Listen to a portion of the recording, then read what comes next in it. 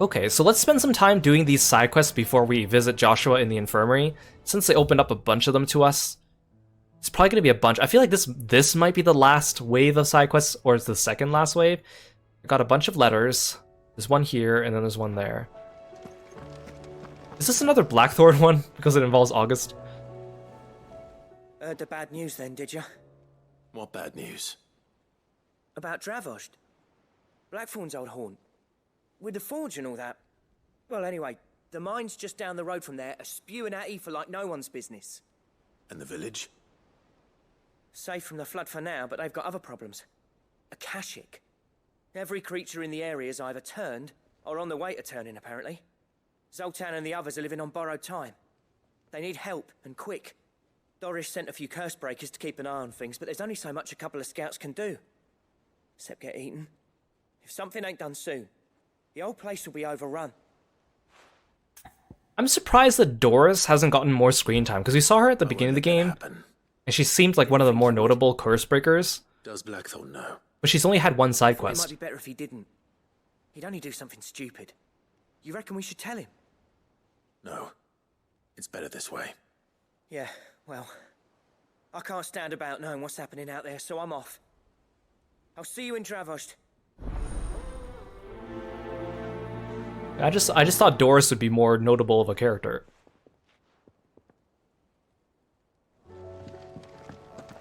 And the fact that you have a marker means that there's side quests in other places too. What are you doing? I don't mean to be gloomy. The whole world's gone to shit. Reports used to be about troop movements and chances to set barriers free. Now it's all ether floods, Akashic attacks, plagues of bloody bandits. The curse breakers and all our allies are doing what they can to keep their heads above water, but Need all the help they can get. they're counting on you, Clive. We all are. Here you go. So there's one in Northreach, Martha's Rest, and then Always Ubor, something okay. in there. Oh, I wasn't expecting you back so soon. May the goddess go with you. You need anything, you just ask. We might not have your uncle's resources, but resourcefulness, we've got in spades. Clive. What is it that you wish to learn?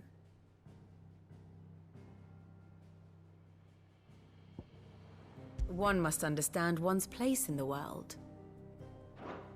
Of course. Thus ends today's lesson.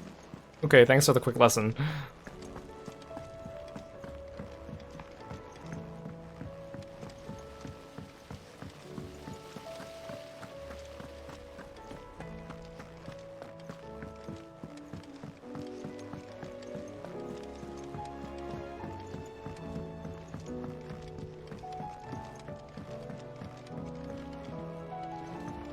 With Canva in the hands of Akashic, Ah, Sid.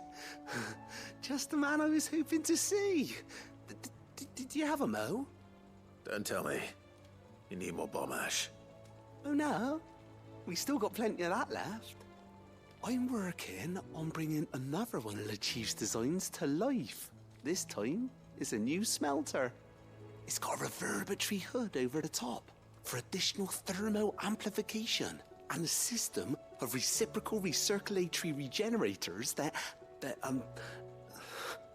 let's just say it gets very blimmin' hot. A heck of a lot hotter than anything Blackthorn's got in his forge, that's for certain.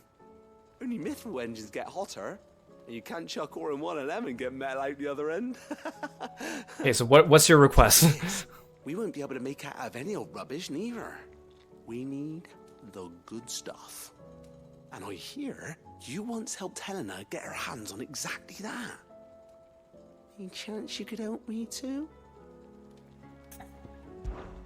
If it's for the good of the hideaway, I'd be happy to. Oh, it is. I promise you.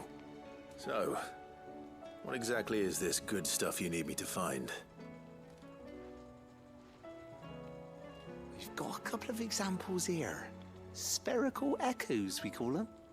More fallen materials. So this smelter is similar to the mithril engine in more ways than one. That's right.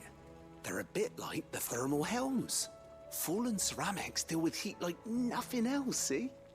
And what's more, they're directional, transferring heat from the inside to the outside.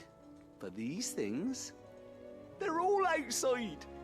If we line the hub with them, they'll reflect the heat right back into the furnace. We've collected as many as we can, and I know where we can get the rest. Trouble is, they're all watched over by their bigger, uglier cousins. So you want me to visit some ruins, destroy some echoes, and bring back the spheres they're guarding? That's it in a nutshell, yeah. We're only 3 short, mind. And we know exactly where they are. Yeah, just get to the point, There's one man. in Amber Way, in that ruin that they call Lost Plume. And another in the Silent South, over in Dalmekia. Last one is in the ruins of Advent, which is in the Empire. Oh my god, you're sending me to get like 3 things. Wish me luck. It'll do. I'll be keeping all my fingers and toes crossed. This better be like the last round of side quests.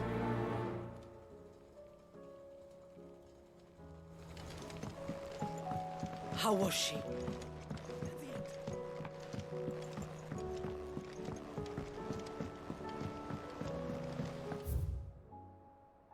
Miss, can we read Miss Editor's story for a lesson? Canva lost.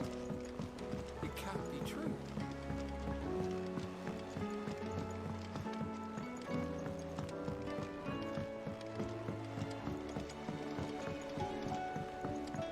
Have you tried Molly's lemon tarts?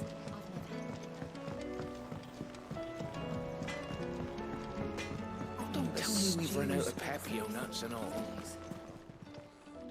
Still alive, are ya? If you're gonna buy some, be quick about it.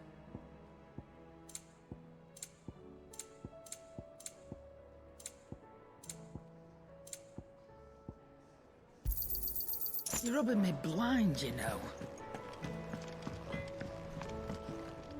Trouble with your gear, or... Yeah, Oh, the blighted thing float did it. the weight of all that shit. Mid had me knock out, I thought it'd sink straight to the bottom. Always the way with Mid's inventions, though, isn't it? You ain't got a clue what the hell you're looking at when she hands you the designs, but they always seem to work. Have a go at that one. Right boil on the arse sometimes, but clever all the same. What do you want? Aw man, I'm missing a bright burn.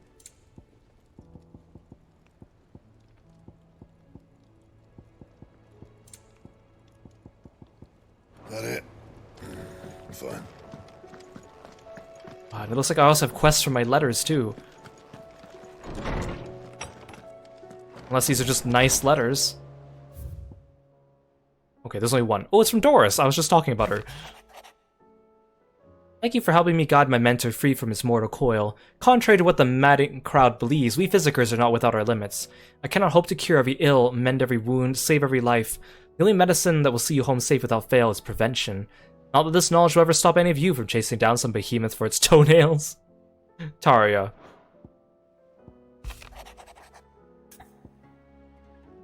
Sir, I and the other Cursebreakers have grown concerned regarding the well-being of our captain. Despite the apparent unrest her recent investigations have visited upon her, Lady Doris refuses all offers of assistance. If it is not too much trouble, I would ask you please speak with the captain and learn what troubles her so deeply.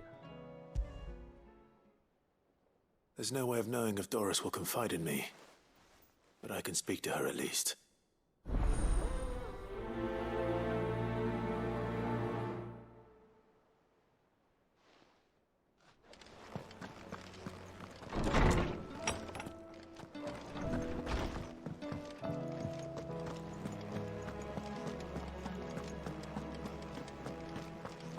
Let's go take a visit to Harpocrates.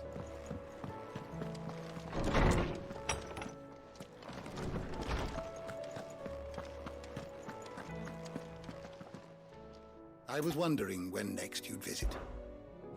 I have a few new notes that might interest you.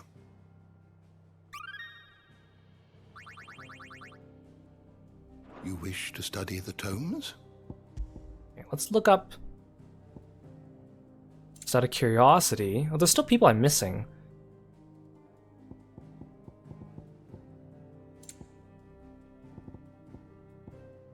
I've been doing all the side quests too.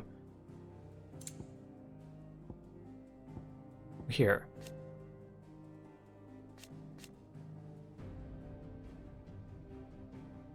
Second son of Emperor Sylvester of the Holy Empire of Sanbreque, and third of Empress Annabella, making him half-brother to both Prince Dion and Clive. His mother has involved him in the affairs of the imperial court since he was a small child. After Annabella's machinations saw the Dalmec's siege of the Crystalline Dominion broken, and the victory ascribed to the young prince, Sylvester was convinced to surrender his throne to their beloved son, anointing him Emperor Olivier, first of his name. Thanks in large part to his mother's machinations, Olivier was anointed Emperor of the Holy Empire of Sanbreque, a fact that triggered his half-brother Dion to launch a coup against him. It was Olivier's sinister goading that drove Dion to madness and led to his own demise, pierced through the heart by Dion's spear. As the boy died, his body crumbled to dust, proof he had become naught but another puppet of Ultima. So he was a real person. He wasn't just a puppet created all along. He was a real person at some point, and then we don't know when he was commandeered by Ultima, I guess. I got an entry on Barnabas's mother. Someone did warn me I should not be checking all the tomes too much when I get to Ash, because there could be spoilers in here that we haven't come across yet, so maybe I won't read that one just yet. Lay of the Land, Mysteries of the Realm. Is there anything that explains why we're missing Leviathan?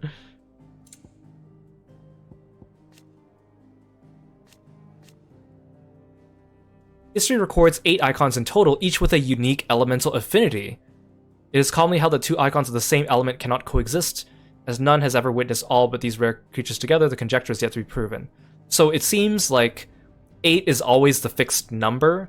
The fact that they all had different elements is not always fixed. Just this time it seems to not. Oh, but wait, it says here. 1 warden each of fire, water, thunder, ice, wind, earth, light, and darkness. So that means the Leviathan should exist.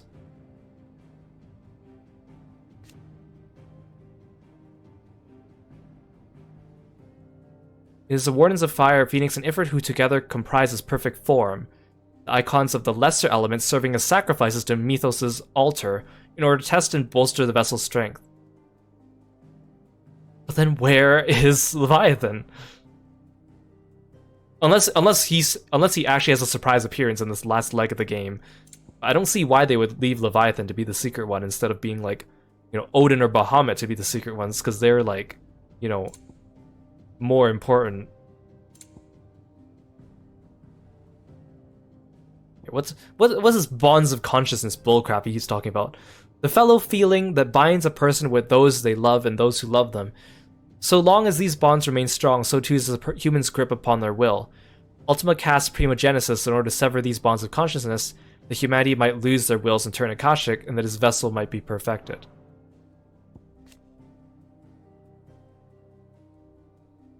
He will. Primogenesis. Oh, right, he casted this after we beat Bahamut.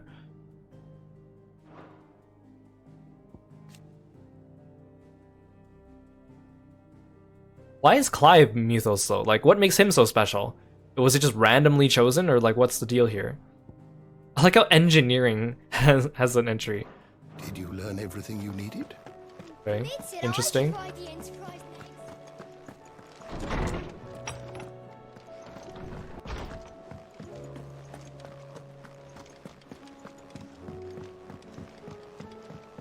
Come back.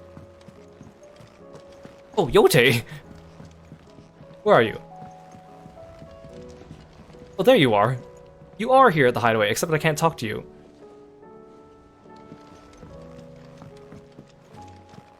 Wish Ambrosia was in the hideaway. Covered in nicks and lumps, the lot of them.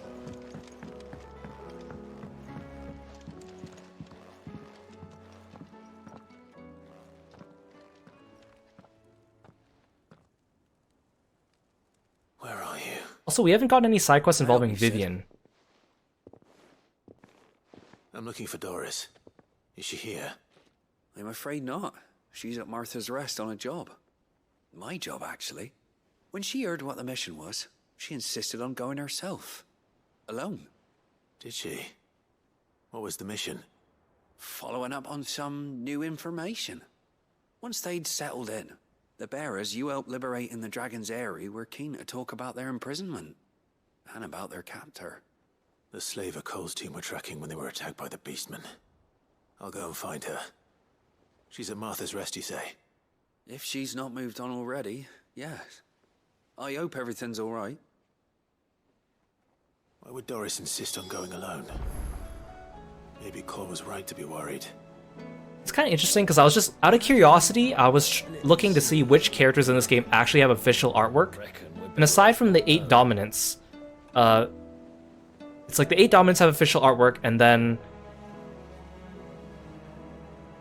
Sorry, I'm trying to think of who's not dominant. Okay, the 8 dominants, Torgal, Gav, Sylvester, Annabella,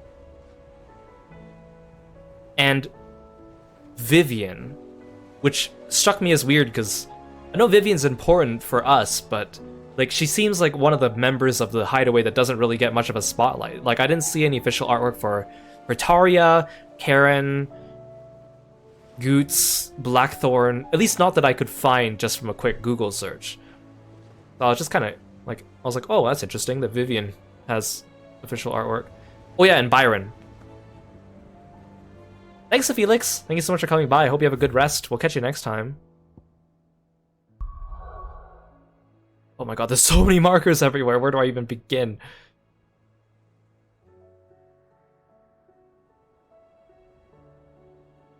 Let's start with all the plus marks. We can gather all those things for that one dude.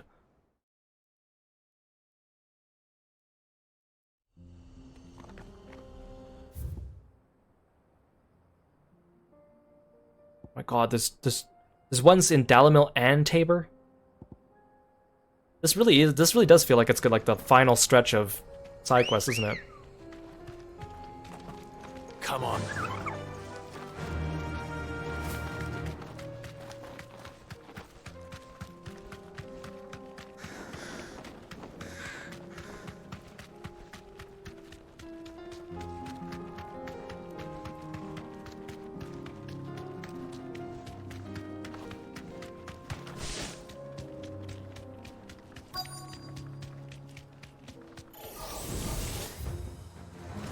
To deal with these ones first.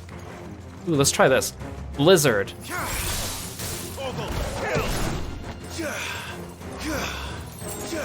Okay. I mean, it's useful, but it's not like... It doesn't move you as far as Phoenix Shift does. Hey, Aru. Welcome to the stream. Thanks for stopping by today.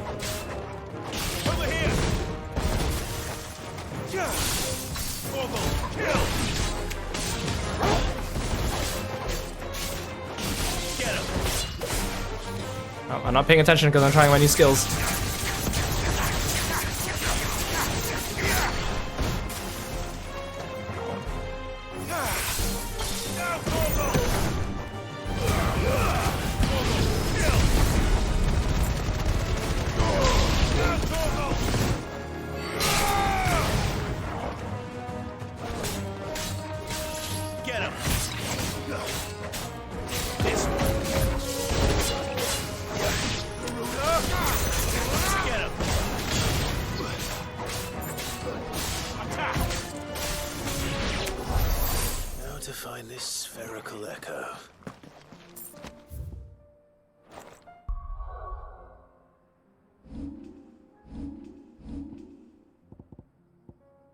I don't like Mesmerize. We're replacing that one.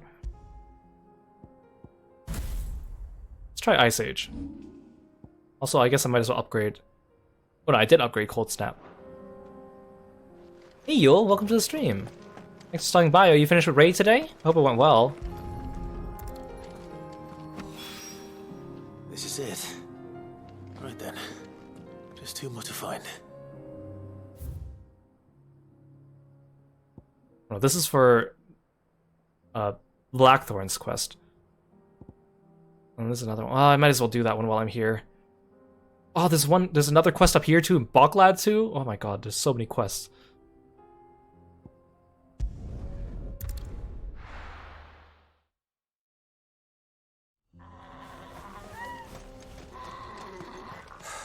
So Dravost is still standing.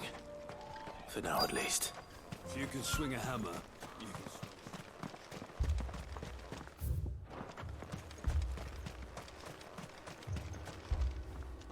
Clive!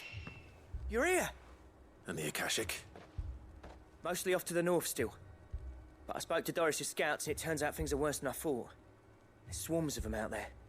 Told old Snotty to be ready to seal the north gate. That should buy us some time if we need it. Enough for the villagers to barricade themselves inside their homes at least. Is his name really Snotty? Well done. No one calls him by anything except Snotty. Welcome back, Sid. I'd never have guessed, you know. Not if August hadn't let slip. Who'd have thought that the savior of Dravost would turn out to be the realm's most infamous outlaw? Keen to help us out again? I am. You betcha. Thought you could sneak off without me, did ya? Blackthorn. Oh, what are you doing here? One of the scouts couldn't keep his voice down. Unlike my best mate who didn't think I deserved to know. Zoltan, how long's it been? Oh, he just called him his best mate. Long enough for us two to turn into a pair of old codgers, I see. That your idea of an apology? Prick. Don't listen to him. You only did what you thought was best. For the village and that. I did, yeah. But that ain't the whole of it. Vulcan, our master, didn't leave the chiefdom to the two of us. He left it to me. The best blacksmith in Dravost, barring himself, of course. Bloody stupid tradition, in my opinion. If someone's got talent, you should let them practice their craft, not ask them to settle petty feuds and barter for grain. Our master wasted half his life that way. I wasn't about to let that happen to me. So you wasted half of mine instead. You're what Dravost needed. Under me and my precious ideals, this place wouldn't have lasted a year. So I left to devote myself to the work and spare you lot the consequences. I may be a selfish prick, but I only did what I felt I had to. What you had to do was your duty! Even if it meant we all starved? Enough. This is no time for bickering. You can finish beating each other up once Dravost is safe. Fine. I've said my piece anyway. Yeah, so have I. Sorry, Clive. I shouldn't have stuck my nose in. We're short enough on time as it is. Still, give us a mo, would you? I need to get my head straight before any of them Akashic try to bite it off. Hey, welcome to the stream. Prick or not, I won't abandon Dravost to a swarm of Akashic. You, ready for the off, then? We can't afford to waste any more time. Right you are. Might be worth having one last word with the scouts, though. Don't want any nasty surprises, do we? Oh, and Blackthorn, you and Zoltan might be better off staying inside the... Akashic on the move. How close are they? Within sight of the walls, and there are more coming up from the mines. What was I saying about nasty surprises? They'll wash right over us if we stay out in the open. We're pulling back behind the gates. Good idea. Get yourselves inside, but keep your weapons handy. Understood.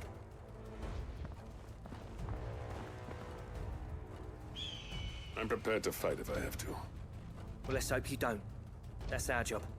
Once the scouts are inside, order your men to barricade the gates. No heroic last stands, you hear me? No fighting at all if you can help it. August's right. I've seen what Akashic beasts can do to armor.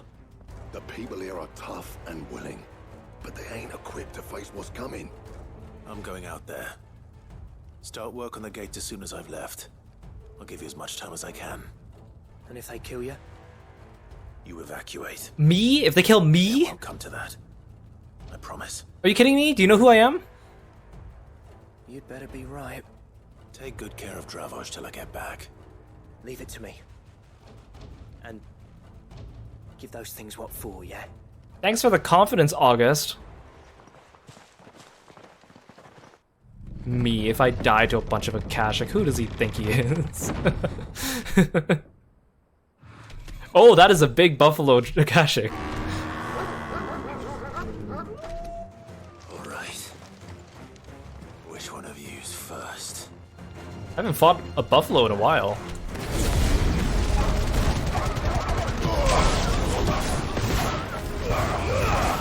Let's try out my new skill. Ow!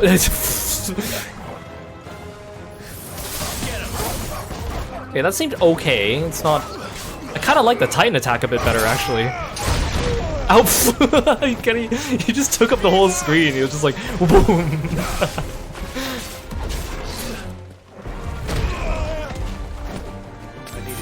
Fine, I'll be serious.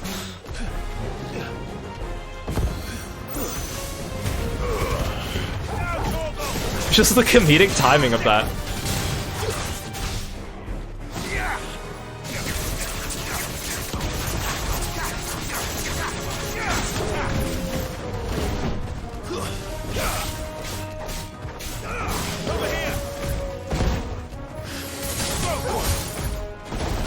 I mean, it is useful that it's a little bit ranged. And it doesn't knock back, it won't knock back the bosses, so I guess I don't have to worry about that.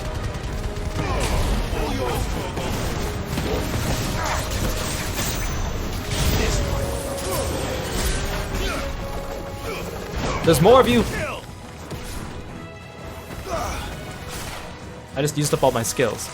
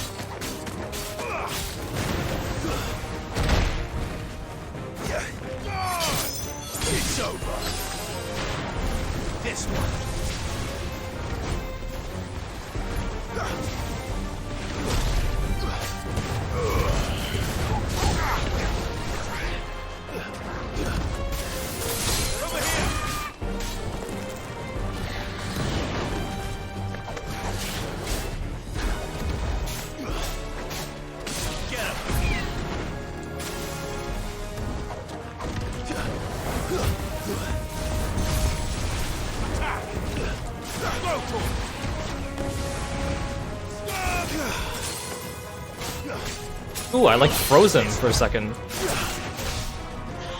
Although that didn't prevent his movement, it just seemed to give him like a status effect.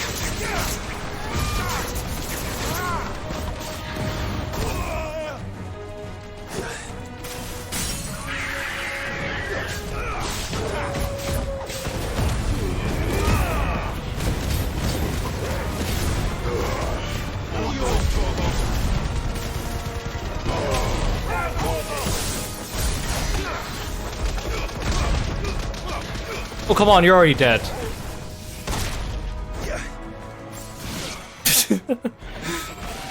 That's not fair, he was already dead. Is that it? Apparently not.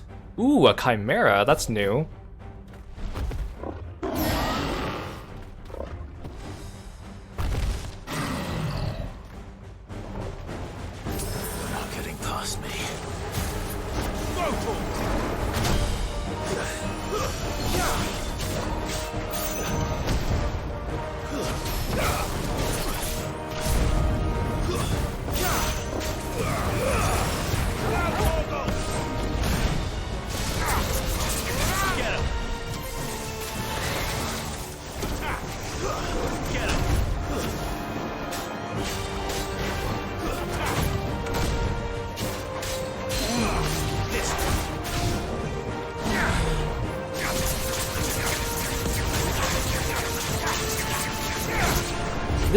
This thing's not even Akashic. It's just a regular chimera.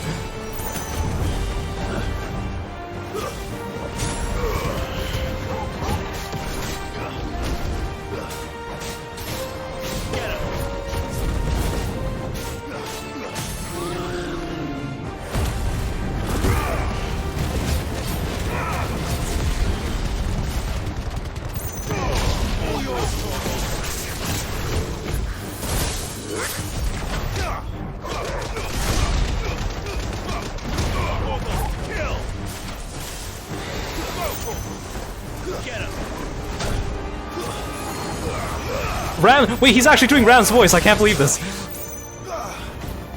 He's doing Ram's voice. I can't believe this. He's gonna do Dragon's voice too? Oh my god.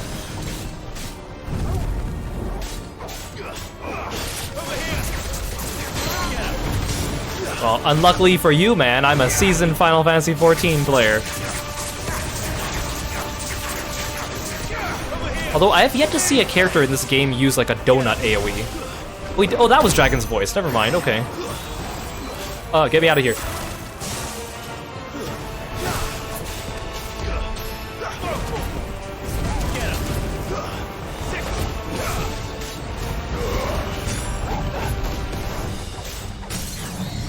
My friends had the funniest way of remembering dragons and rams. I'll talk about it after this fight, though. Otherwise, I'm gonna lose my concentration.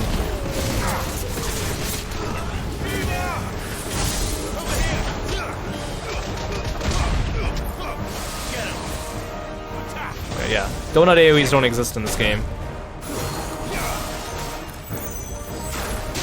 Ow!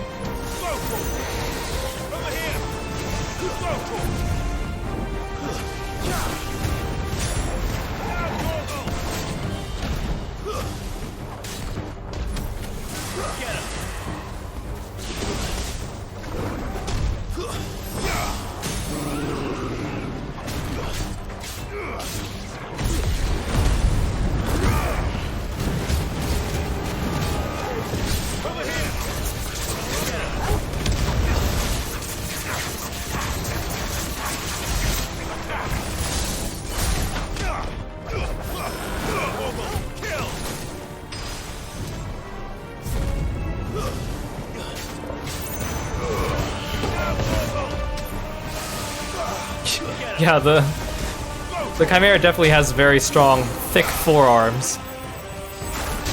Ow! Okay, maybe I should have used the Shiva to get out of that one. He's been working out, what can I say?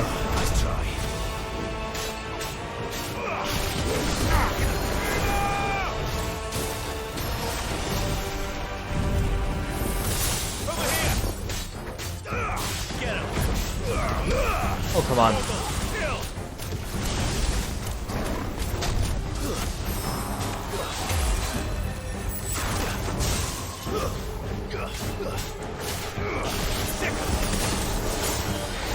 Oh, it looks like I could charge up the Shiva attack.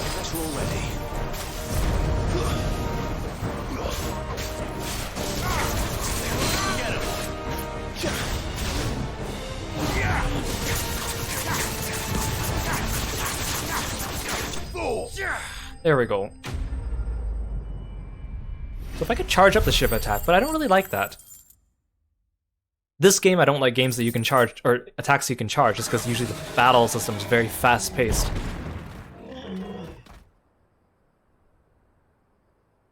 No, the question is, did I miss any?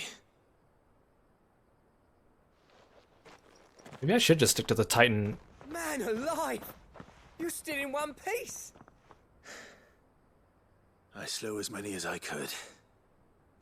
As many as I could, he says. The old bleeding lot, more like it. Well, almost. Only almost. Yeah, one or two did try to sneak over the wall. But we got the bastards, don't you worry. Good.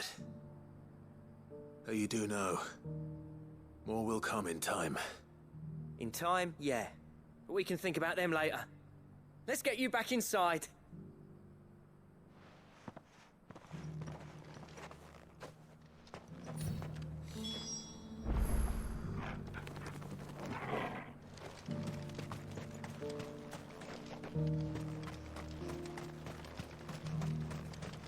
Dang it.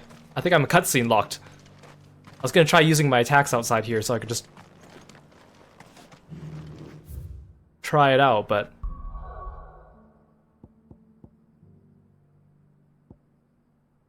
hold the button to increase potency. Yeah.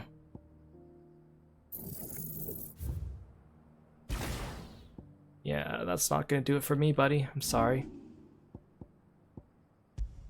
Stick with Old Faithful, I guess. That's a bit disappointing. Oh yeah, so okay. In Final Fantasy XIV, in Cutter's Cry, the first time you see the Chimera, and later in the Relic Chimera quest, because one of the indicators, because whether you do, it does Ram's voice, which you have to move away from it, because it does a big ice patch around it, or it does Dragon's voice, which in Final Fantasy XIV is a big, like, donut-shaped AoE, and you have to be close to the Chimera to avoid it. And one of the indicators, other than the cast bar, was on the screen, it would say, like, the Chimera's eyes glow red, or the Chimera's eyes glow violet.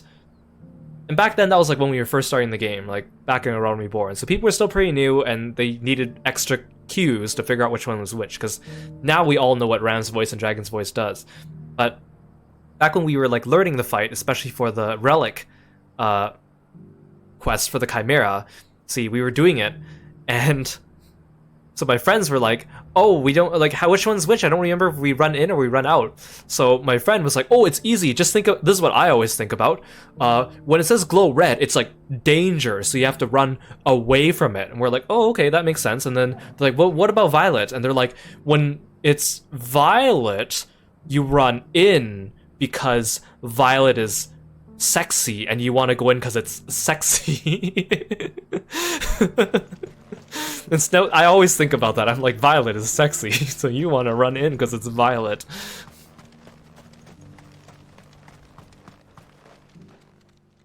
Sid, you're even more fearsome than your reputation. Enough to give those Akashic monsters nightmares. I almost felt sorry for the wretched things. But mostly, I felt grateful. Dravoged won't forget what you did today. I'm afraid I've only delayed the inevitable. There's no getting rid of that ether flood. Meaning that any living thing which stumbles into those mines will end up clawing at your walls again. And that's if the flood don't spread.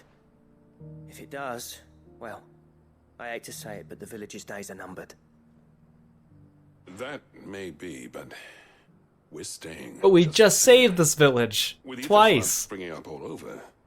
It's no less safe than anywhere, and more importantly, we taught them how to make furnaces, and they were able to enjoy it for like 1 hour. the gates to the north, and I'll see that they're guarded day and night. All right. Then we'll give you a hand shoring up those defenses. As for you, Blackthorn, that's twice you've turned up when Dravos needed you. So, thanks. I shouldn't have stayed away so long. And I shouldn't have left without talking it over with you first. Too bloody right you shouldn't. Though I doubt I'd have listened. I always envied you. How you made everything look so easy when, for me, it was anything but. You leaving gave me the perfect excuse to hate you. And from that day on, I never once stopped to wonder what it would have been like if you'd stayed. But what you said earlier, it was true. You'd have been the death of this place. Finally, something we can agree on. I hope you see the sense of it eventually. You kept this place alive. Alive, perhaps. Wealthy even, but... Dravost isn't what it once was. Our work used to be the pride of Dalmekia. Now, we churn out the same rubbish day after day because it's easy and turns a profit. It's not about the craft anymore. I wouldn't send my sons to war wearing the shit most of our smiths are making. I've kept working, honing my skills, trying to lead by example, but no one sees the point. The average castle apprentice has as much passion for the craft as our current lot. Come back to us, Blackthorn. Remind Dravost what a true master blacksmith looks like. I'll even man those bellows of yours if it means we can work at the same forge again. That's a kind offer. Kinder than I deserve. And I wish I could accept, but I'm needed elsewhere. There's people who trust their lives to my steel, and I daren't let them down. Fair enough. But that doesn't mean I couldn't visit from time to time. Let's see if we can't rekindle this town's passion for the craft, shall we? I'd like that. Just be sure to tell Snotty to let me in the next time I come calling, yeah? Is his name really Snotty? Knowing him, he'd let you in anyway. Or is it just a nickname that everyone calls him by and no one knows his real name? Blackthorn. The master smith turned outlaw. Back in my good graces. I never thought I'd see the day. I have a feeling the rest of the stream is just going to be doing all these side quests because there's so many of them. Well, wouldn't you? I feel like this has to be the last wave of them. Sid, I've got something for you. Is this something to display in my room?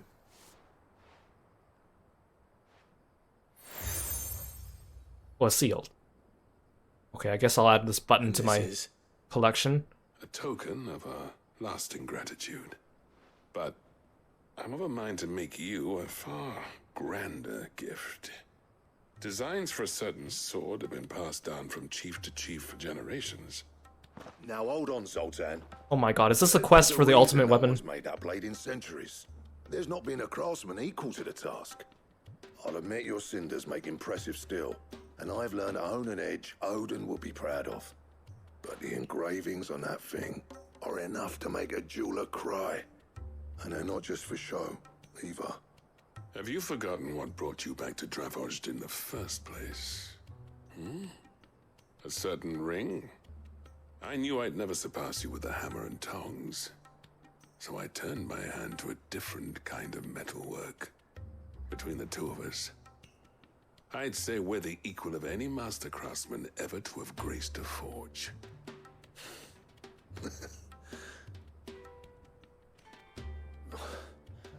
You know what? I think you might be right. Clive, you wouldn't mind if Zoltan came back to the Hideaway, would you? He's more than welcome. As long as he can keep our secret. Right. Zoltan, get your tools. We've got a legend to forge. Oh boy. With a little help from Blackthorn, I don't see why we can't restore Dravost to its former glory. Barring ether floods, that is. I'll tell you what, Clive. If we pull this off, it will ruin every other sword you've ever held. I'll get him back to the Hideaway. Don't you worry about that. The beast was charging at me. Where's Snotty? Good day. Thank you. Is he still manning the gate? Are you Snotty? Your name's Vit. You and your friends saved Dravost twice over. We'll try not to ask it of you a third time. The Okay. flood's still pressing Snotty's up name against is our Vit. gates. But we've got men, we've got metal, and we've got the will to defend what's ours. And thanks for the stretch reminder too. Very good call. Okay, I'm not gonna pick up new quests. I'm gonna finish the ones I already have first. Otherwise I'll be traipsing around the entire countryside.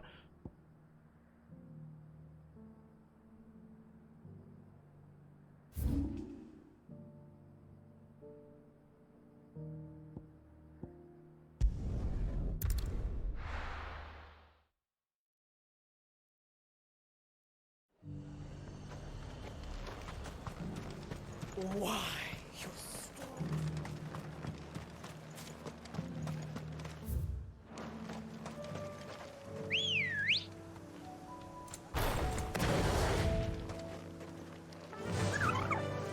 Faster!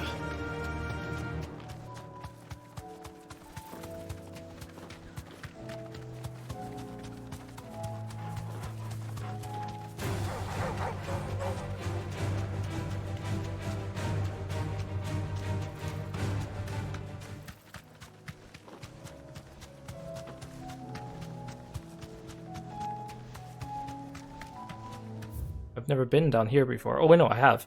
Well, that's Lost Wing. I want to go here. Sorry to make you run through all the trees there, girl.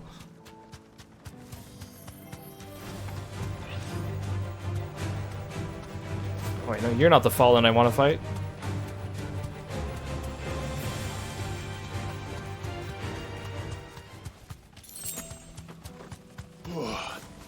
Straight home now.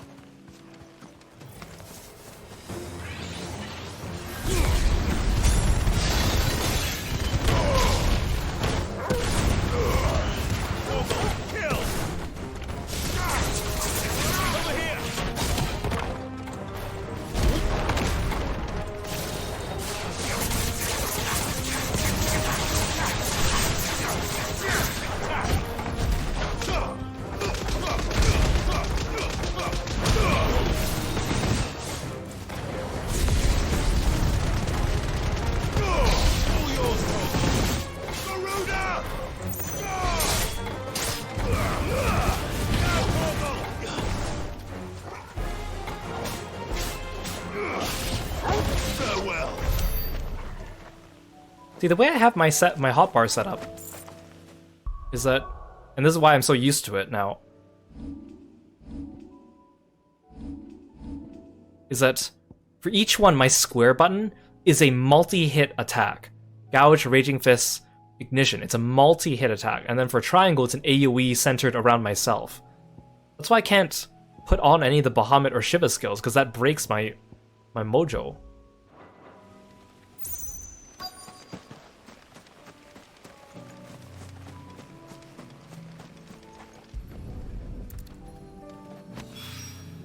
Two down, one to go.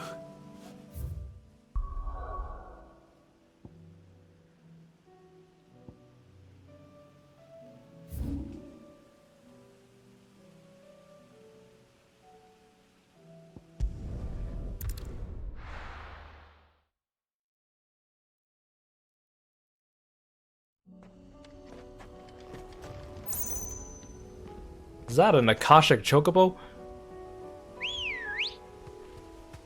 I hope I don't accidentally run across any hunt marks, because then I'll want to fight them, but I don't have time for that now.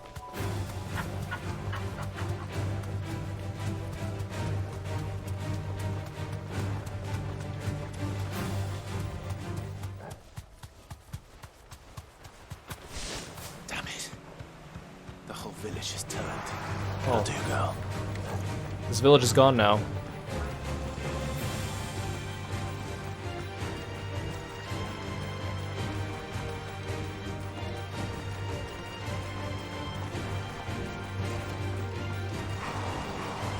I mean, that's what you guys get for being mean to me.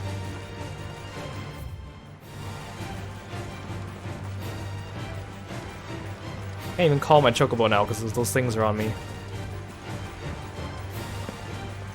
I'll run this way. There we go.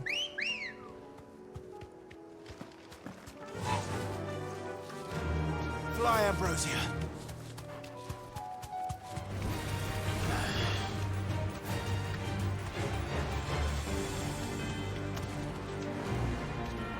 Can you stop getting stuck on all the rocks, girl? Time to fight.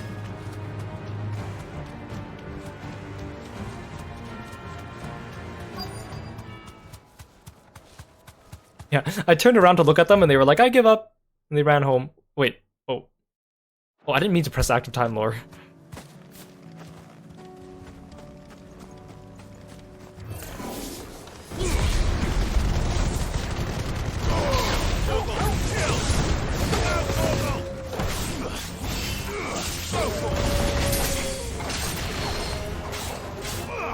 This one.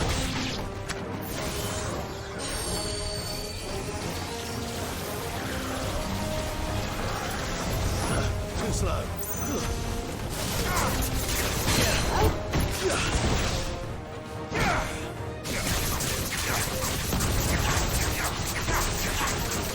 This one. Over here. Ow. That's all ready. Get up.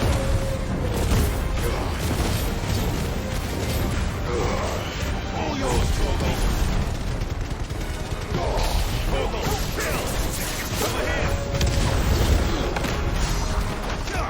Hey, Citrus, welcome to the stream.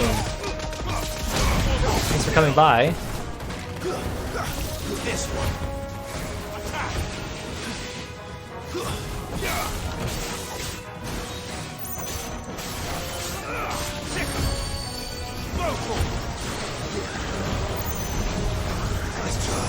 Oh my god, look at all those dodges. Ow.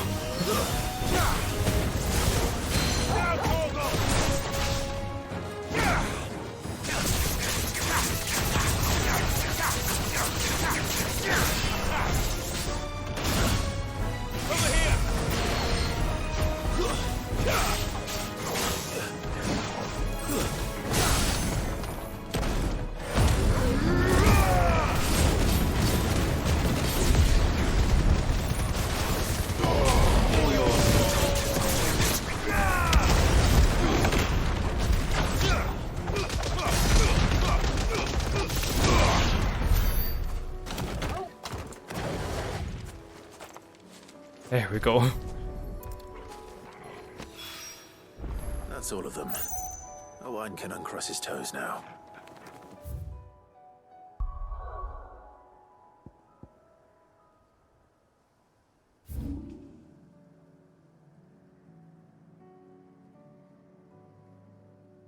So the Doris quest is this one, okay.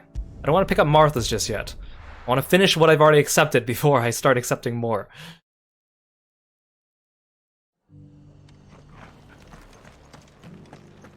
Doris should be somewhere nearby. Assuming she's still here.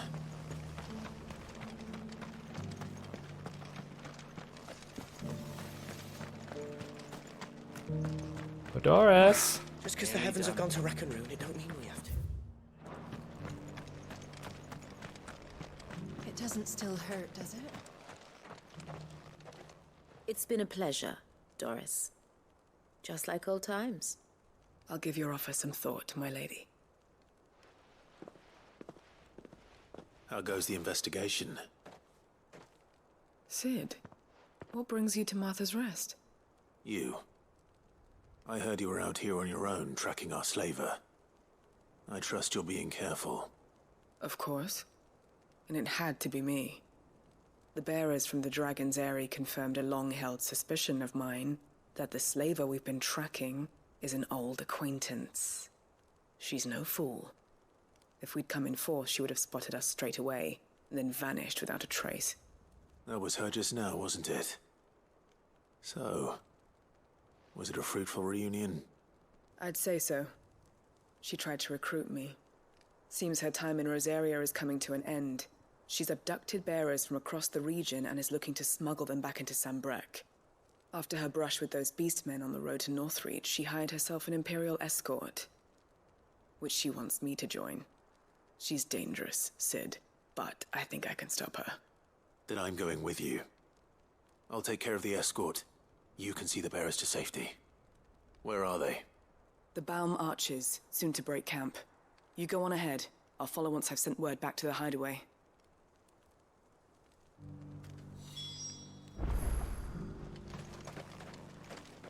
She asked me to join her at the Baum Arches. It's a wonder she still trusts me after everything that happened. It's a trap. It's a trap.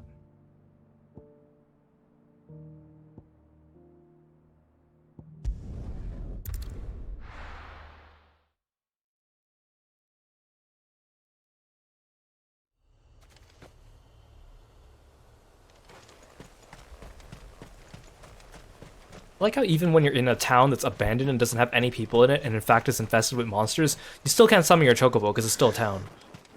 Magical town powers just keep Ambrosia away.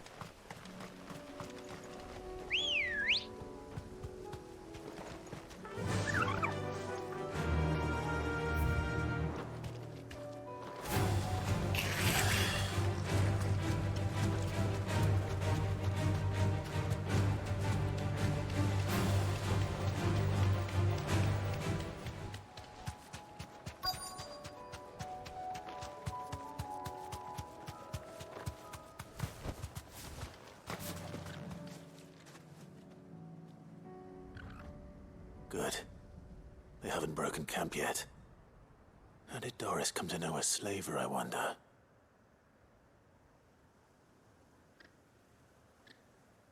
We've waited long enough. She's not coming. Ready the bearers. We're leaving. Back to civilization, is it, Mom? With all haste, lest any of you lackwits start talking like these feckless bumpkins. I presume your men are ready. We've suffered too many delays as it is. Any more, and I'll be docking your pay. Yes, Mom. Oh, but before you go, it appears we have company. Kill him. Just you try. You're welcome to try. Yeah, my thoughts exactly, Clive.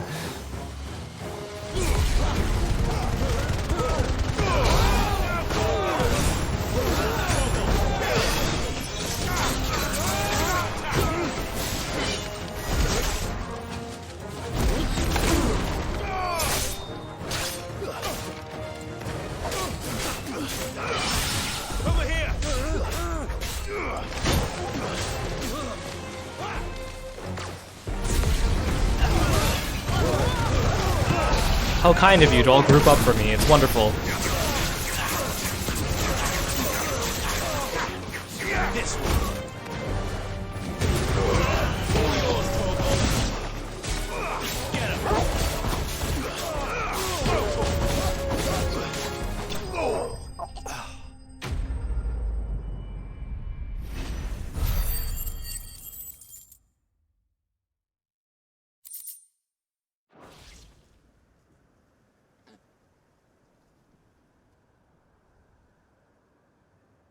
So much for your escort. You'll forgive me for not avenging my men. I'm not the swordswoman I used to be. I surrender. Do with me as you wish, Sid the Outlaw. Sid. Ah, Just on time. Doris. I take it you're not here to rescue me from our brooding renegade? You know, I always wondered where you'd vanished to. But casting your lot with this criminal of all people. Better fighting for a cause than killing for coin. I'm sorry, Sid. I should have told you sooner. This woman, my former master, once trained bearer children to be weapons in service of the highest bidder. She raised me like a daughter. And I did terrible things to earn her favor. It wasn't all terrible, surely. We had our fun, too. You were always so eager to learn, and had such clever hands. All my other children took either to the blade or to the books. Always either or. But you proved yourself a master of both. That's why I kept you for my own. How about it, my little dagger? Care to swear that blade to me again? I never swore my blade to you, nor will I ever. I fight for a higher cause, to liberate the bearers of this world. Farewell, Master. Thank you for making me the weapon I am. You always were a righteous child. Perhaps that's the reason I loved you so. Pretty bold if you just walk away like that after I slaughtered all your men. What do you want to do with her? I am not the killer she wanted me to be. Not anymore. And she no longer has friends in high places. The Dame does, though. Her connections at the Imperial Court will see that justice is done. All right. If you're certain. I am. And thank you for everything. Now, I better let these bearers know that they're safe.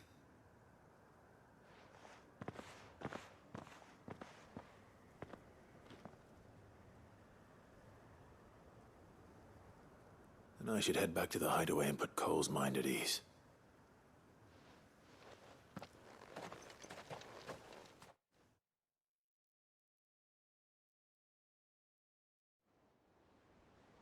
Oh, is it actually teleporting me back to the hideaway? That's unusual for a side quest.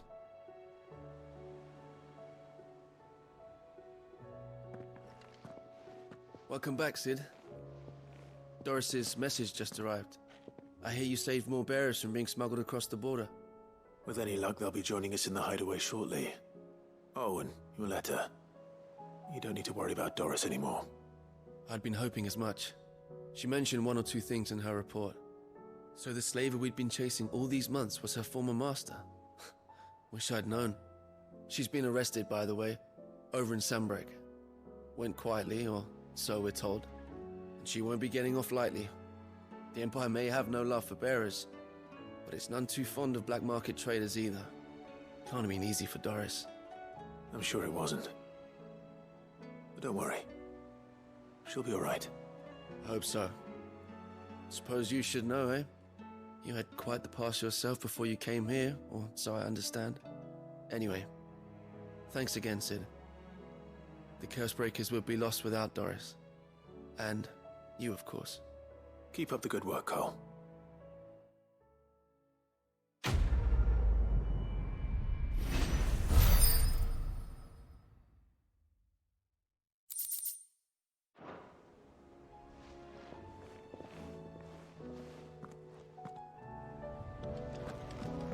Come back. Yote, you know, he is in the infirmary right now. You could go see him, you know? I'm just saying, you don't have to stand there saying come back. Oh, don't tell me we've run out of candy on that.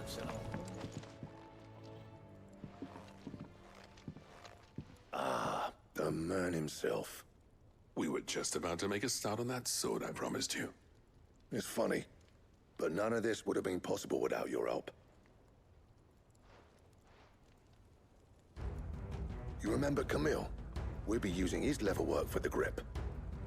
The steel, meanwhile, will be tempered in a fire, burning the cinders you charmed out of old Zoltan. Wait, I just get the sword for free? And that whetstone from the Outer Isles, that'll be what gives the... I thought they were gonna ask me, they're gonna be like, here's a recipe for it, and I'll go collect the things. And the final flourish will be my talented colleagues engraving.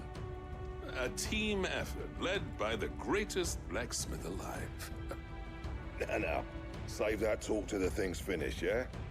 Right. I'm ready if you are. To the bellows it is, then. I thought it was just gonna be like, you can now craft the best sword in the game.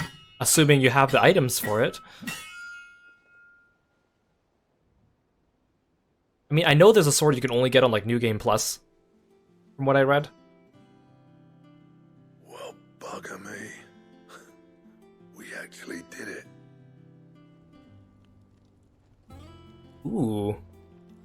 Is this the sword that Clive has on, like, the cover art? The sword to end all swords. Ragnarok. Oh, never mind. Quite something. I've seen the names of some of the stronger swords in this game, and it's not Ragnarok, so I know there's more. Thank you. Both of you. So, does this make you pair the greatest craftsman alive, then? This? Nah. This was just following the footsteps of the greats of old. It'll take more than that to earn us our place in history. But we're up for the challenge. Here. A list of materials. Zoltan and I got talking on the long road back from Dravost. We reckon with those items there, we could craft something even better than the Ragnarok. See that's where it is. See that's that's what I knew they would give me. That's a weapon I'd like to see. You leave this list with me. I knew it. I knew it. Hoping you'd say that.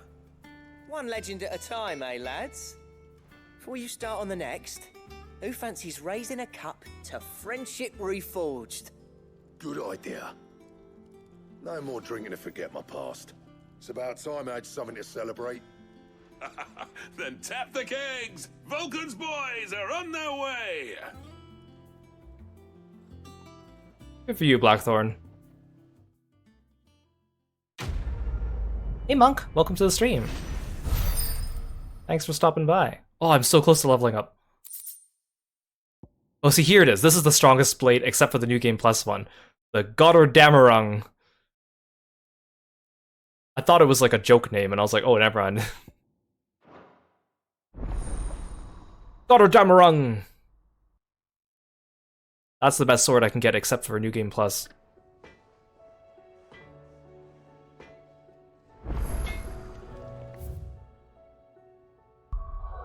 Did it automatic? I think it automatically equipped it, right?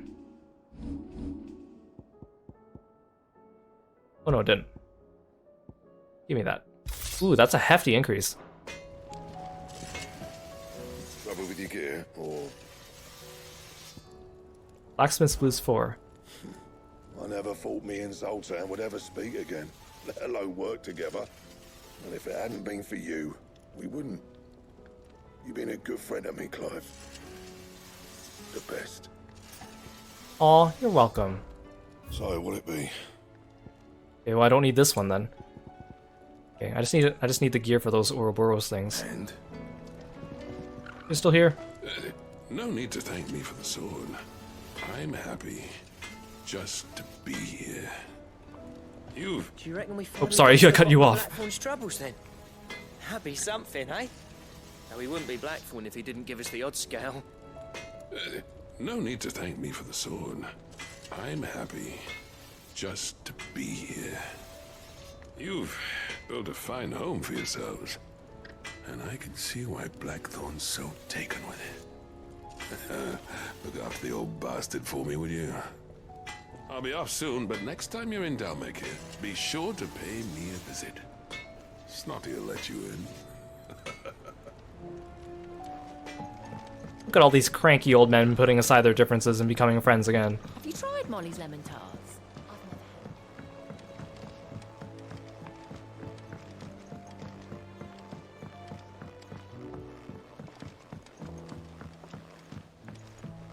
Canva lost. It can't be true. Miss, can we read Miss Editor's story for our lesson today?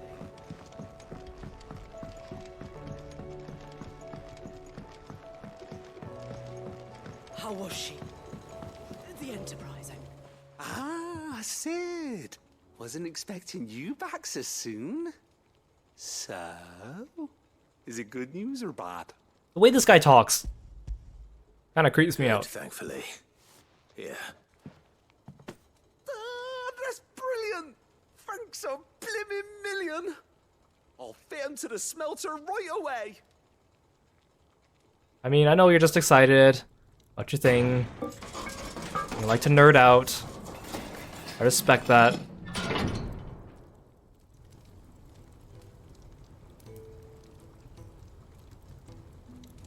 May I present to you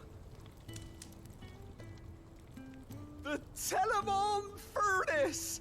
Ain't bad, is she? She's a beauty. You saved my bacon again, Sid, and I ain't about to let your good deed go unrewarded. It's fine, really. My bag's flexible. Are you gonna pour more chemicals on my bag? Don't say that. I'm sure I can make a few improvements to it yet. You could just buy me a bigger... Thank you, Clive. I'm glad someone said it. Looks a bit stiff. Reckon you could loosen it up and make some more room? And I reckon I know how. With a new alloy we've been working on. The Telemon Furnace was just what we needed to perfect it. It's a metal, see? So it's lovely and strong, but it's also, well, stretchy, if you can believe it. Stretchy metal. Well, if you insist. That is the spirit. You'll love it. I promise. I'm glad Clive at least mentioned it and poked fun at it. Because this is just silly. Great, my bag's more stretchy. So, what do you reckon? It's actually quite ingenious. Thank you, Owain. Shh, don't mention it. You earned it. And I wanted to get some practice in using that metal anyway. Reckon we'll have all kinds of uses for it around the hideaway.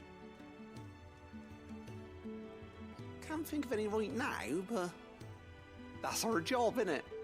Dreaming up new ways to make life easier around here.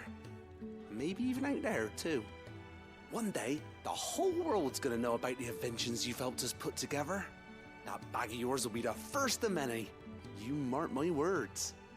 They'll hardly believe their eyes, I'm sure. Yeah, for those of you that might have missed it the first time around, basically, to make our inventory size larger, this guy poured chemicals all over our bag to make it more stretchy, so that it fits more things in it. And I was like, why don't you just give me a bigger bag?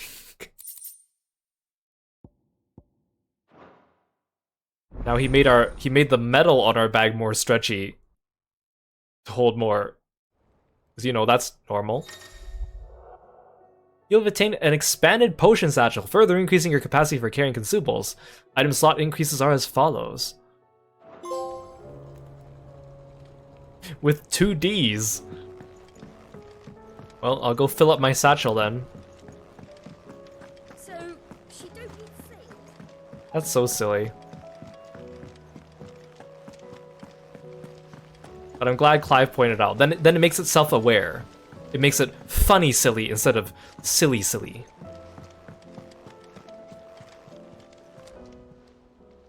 How may I help you today, Clive? Your benefactors are a generous lot. Here you are. This one's from the Chapman. Oh, a talisman of priming. All done? The bag's gonna become a parachute at this point. The bag could hide a body or two.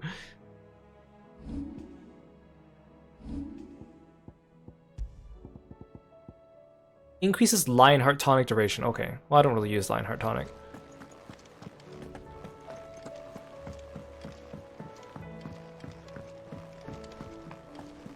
Covered in nicks and I mean, sometimes I do go out and slay beasts and take like their entire hides and stuff it in my bag.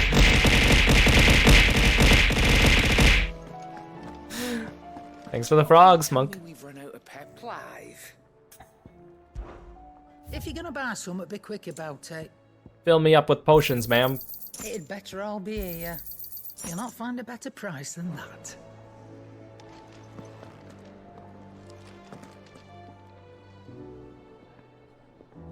Okay, so now we finished with all the side quests that popped up in the hideaway. Now there's a bunch of side quests that popped out outside the hideaway to do.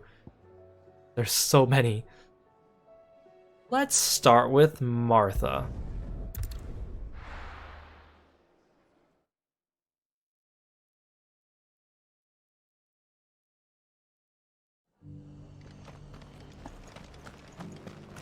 And again, I think this is the last wave of like major wave of side quests. I know I'm close to the end of the game. Ah, Clive, I was just about to send for you. I'd like you to take something to Sir Wade up in Eastpool. Seeds for planting. Thought it was about time they started growing their own food. I'll keep providing them with whatever they need in the meantime, of course. But if Eastpool's going to survive, it's got to be able to fend for itself. As of those poor bearers. They've lived their whole lives in servitude, but now they're their own masters. Small wonder they ain't got the foggiest how to provide for themselves. So it's up to us to teach them. And if you're wondering why you, well, the wagoneers taking supplies up that way have been coming back with more and more reports of Akashic around the village of late. Sir Wade's putting a brave face on it, but I think even he's starting to worry. And if he's likely to share those concerns with anyone, it's you. All right. Thanks. Wouldn't ask if I didn't have to. There. That should be enough to keep him in Gazal Greens for a few years at least. Gizal Greens. Not the most mouth-watering crop, I'll admit. But they're hardy, they grow fast, and they fill a hole. Better that than something that'll wither away at first frost. And chocobos love 'em too, which is no small thing. When I say all of us need to pull together to get Eastpool back on its feet, I mean all of us. They ain't exactly succulent, but cook 'em right, and they're just about bearable. I'll take your word for it. Anyway, Sir Wade'll know what to do with them. And if he don't, well, I'll go up there and show him myself. I'm sure you will. Watch them, like, plant all their Geisel greens everywhere, and then they get infested by a bunch of wild chocobos. Or even worse, wild Akashic chocobos. Yeah, I've been doing all the side quests as they pop up in the game to keep up with them so they don't overwhelm me, because I do want to do them. The plus side, it means that I feel like I'm doing them at the appropriate times for the lore and plot beats, but sometimes it's kind of like, I want to get on with the main story, but there's side quests to be done. And this game has been pretty reasonable with the amount of side quests, I think, compared to some other games. So I'm like, okay, I can bear with it. Ah, Lord Rossfield. What brings you to Eastpool? A delivery from Martha.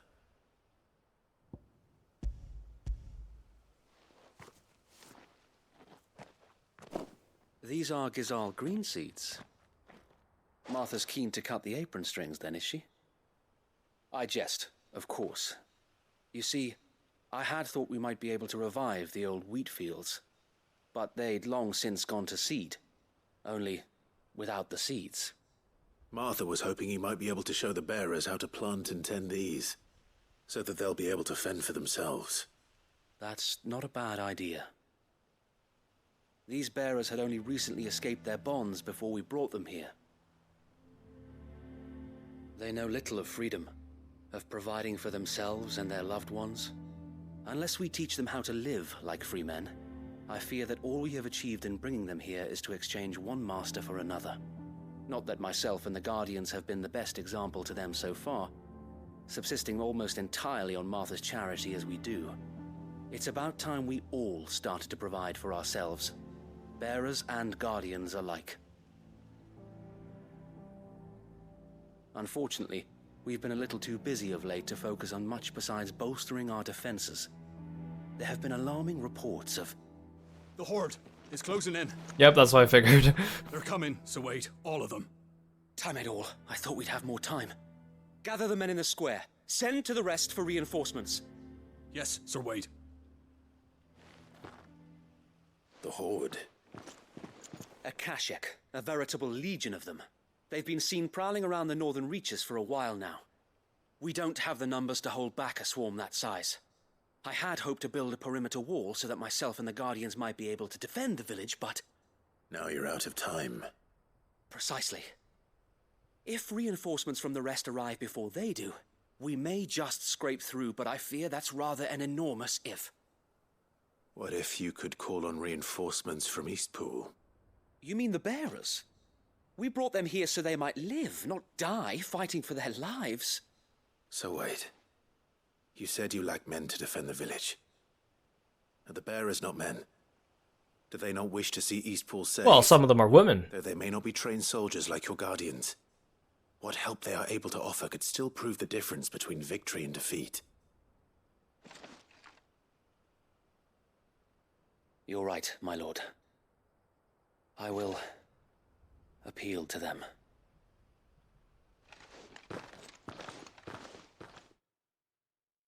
Yeah, I think as far as games with side quests go, this game does a good job of making the side quests interesting. They build the lore or teach us about the characters, which is exactly what I want out of a side quest.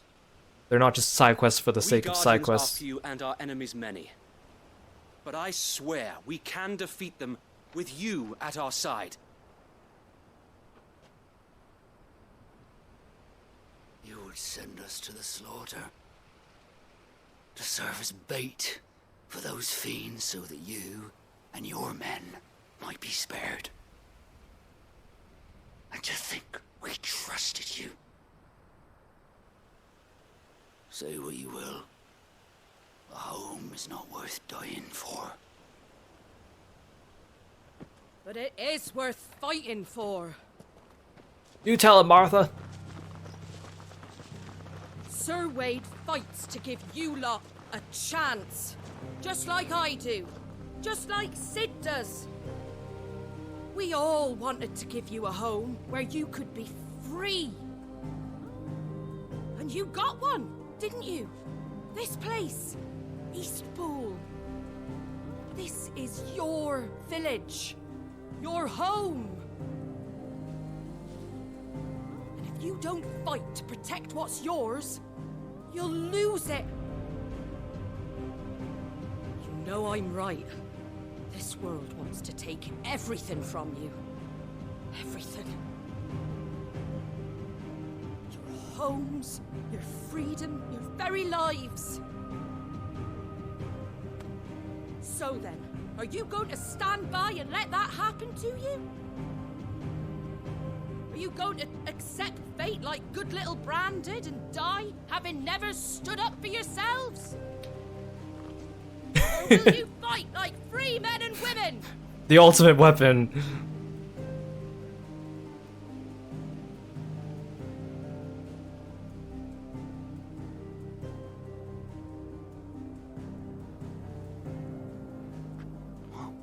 What are you doing? All right. Give me a sword. No, you get a frying pan. Was it not I clear? dreamt I'd have a home of my own. And now that I have, I don't want to lose it.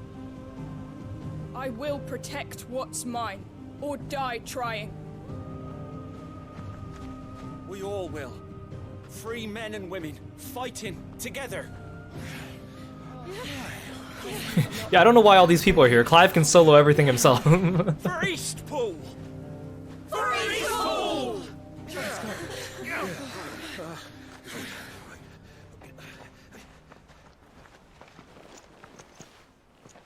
Thank you, Martha. Don't mention it. Martha's awesome. Just promise me one thing. That you'll show them how freeborn fight. Martha and the Dame and Gladly. Ludor, Eloise, Quentin even. Well, if it was numbers you were lacking, you certainly won't be now. Thanks to you. Me? Oh, I just love the sound of my own voice. Lord Rossfield, my lady, we're ready. So what's the plan of action? We'll divide our forces into several small detachments, each made up of guardians, bearers, and guards from the rest. These will position themselves at strategic points around the village. Upon engaging with the Akashic, each detachment will keep the creatures occupied as best they can, steadily retreating all the while. You're going to lure them into the village? I am.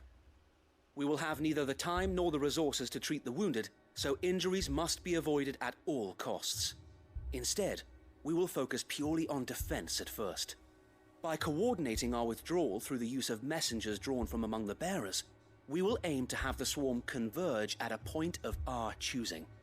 With luck, that point will be the village square, the perfect place for our most able warriors to surround them and fall upon them, and for you and I to finish them off. A sound plan, but one that'll require a leader with a cool head and strong nerves to coordinate the retreat. I'd say you have both in abundance, Sir Wade, but you'll be needed. Please, leave the last of the fighting to me. Ha! And let you have all the glory? Sir Wade! They're here! Then you know what you must do. We work together, everyone playing their part, each shielding the other that no man might fall, that Eastpool might live on. For Rosaria!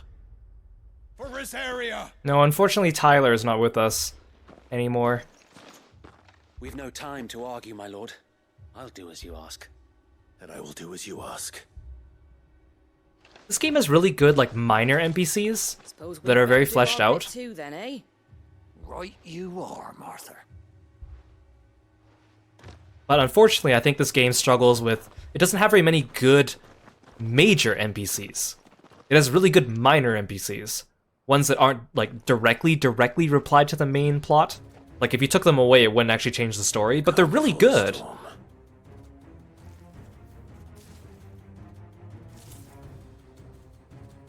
And here it comes. I will not let this village fall. Look at me soloing all these dudes.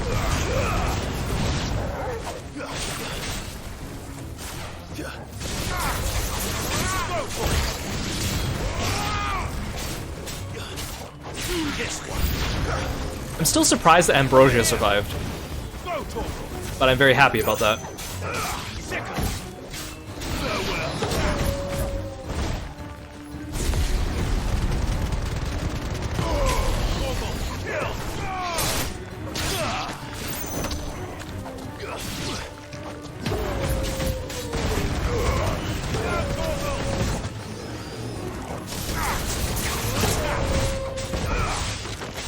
Birds!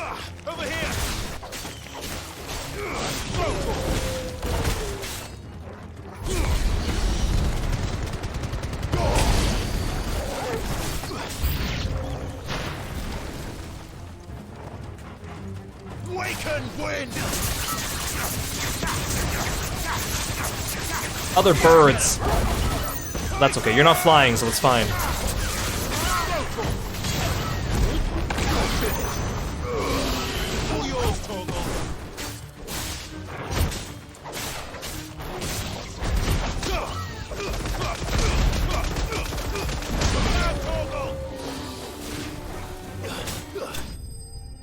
Oh. That was easy. I was expecting at least one big enemy.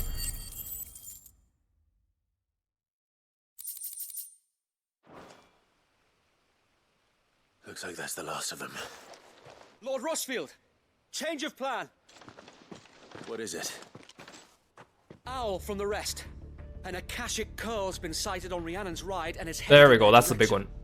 Well, the better half of her guard is here. So wait, how many Akashic remain in East Pool? Hard to say. My men are still facing some resistance, but I think the worst is behind us. I think you killed them all, Clive. Could order a detachment or two to fall back and... No. Let them finish the job. You stay here too, Sir Wade. Your men need you. I'll go after the curl. Join me only when East Pool is won. You thought he said Akashic car. Sure, my lord. May Vroom, the Founder vroom. protect you.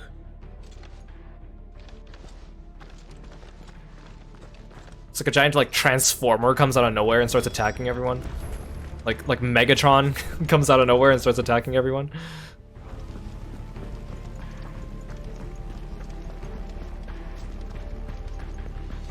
Come to tell me an Akashic curl's heading towards the rest?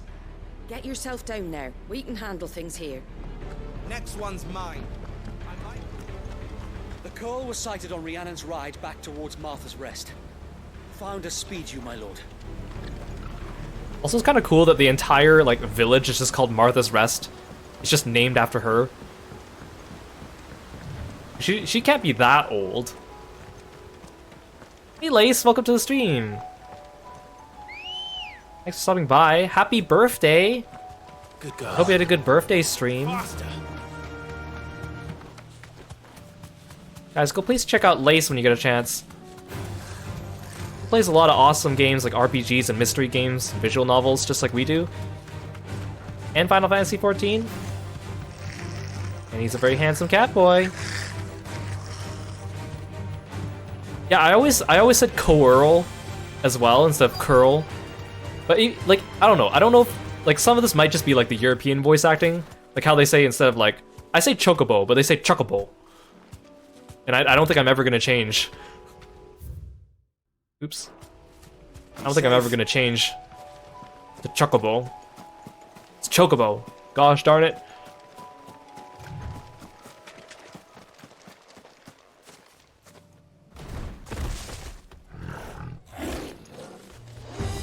There it is. With me, Torgal.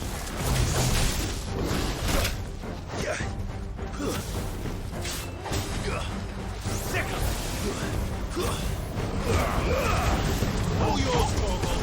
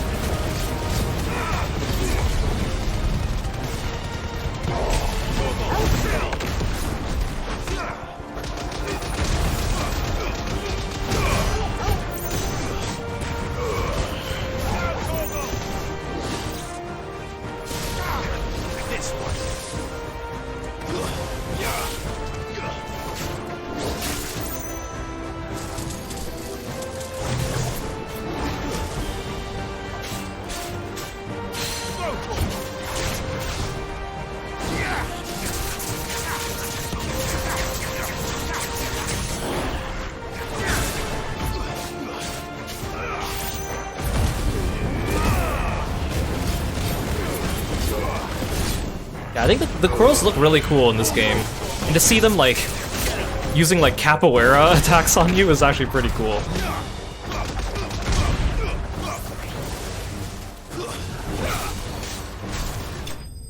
Yeah, I'm glad there's no status ailments in this game. Like the first time I got hit by the bad breath on the marble, I'm like, oh darn it, and I was like, oh, actually I'm fine.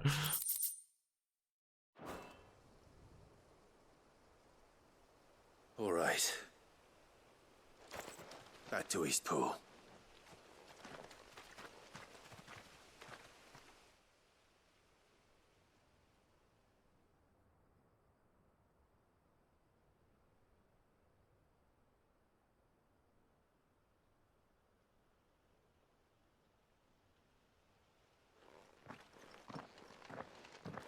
Lord Rossfield, the Curl, is it? It's dead. Thank the Founder for that. And for you, my lord. We were able to eradicate the rest of the Horde. I have guardians posted around the village to keep watch for further attacks, but all seems quiet for now. I hesitate to say it, but I think it might be over. I think it might.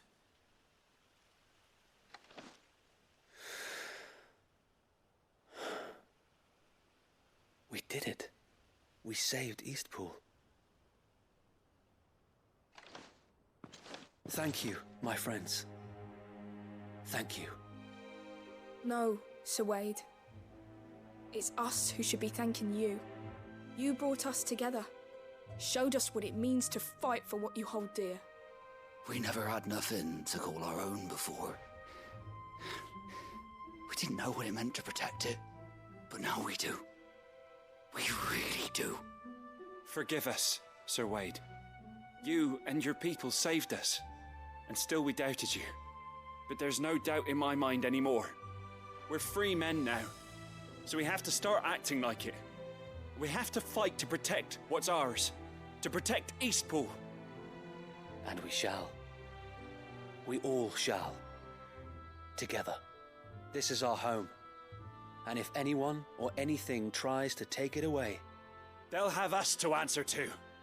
Come on then. Let's get to work. This village isn't gonna rebuild itself.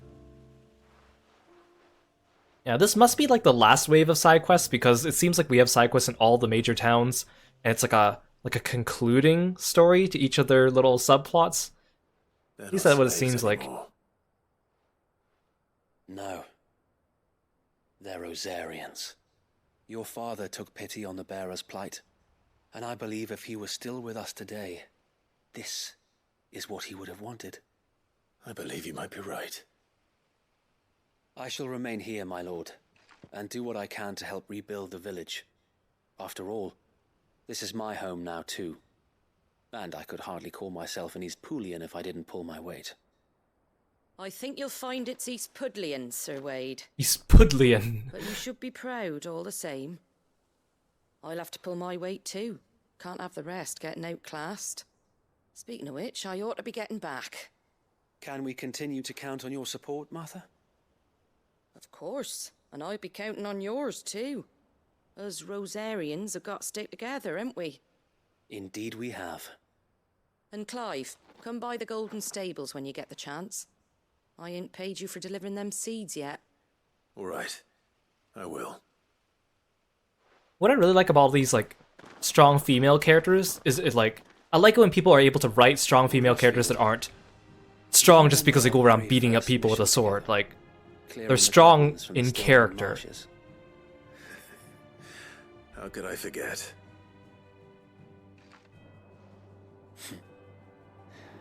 There's one side that I shall never forget. You, facing off against that giant marble. Not a trace of fear on your face. Since that day, there have been more than a few times when I felt like giving up. When the odds seemed so stacked in the enemy's favor, I thought I may as well just lay down my sword and surrender. But every time, I would think back to the look in your eyes that day and remember what it means to be a shield. Know that whatever trials Eastpool may face, I shall never lose courage. Thanks to you. So Wade, you have always been a true shield. I know that Eastpool, and indeed all of Rosaria, will be safe in your hands. Thank you, my lord. I know the rest of the world will be safe in yours. Yeah. You take Eastpool. I'll take the rest of the world.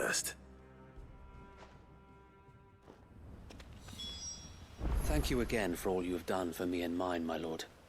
You may rest assured that Eastpool will be safe in my hands. Thanks to you. At the beginning of the game, Wade wading through the swamp. Wade at the end of the game, he has the weight of the world. He looks so baby-faced when we first met him, just because he was shaven and didn't have the facial hair. The facial hair does wonders for his face. It suits him.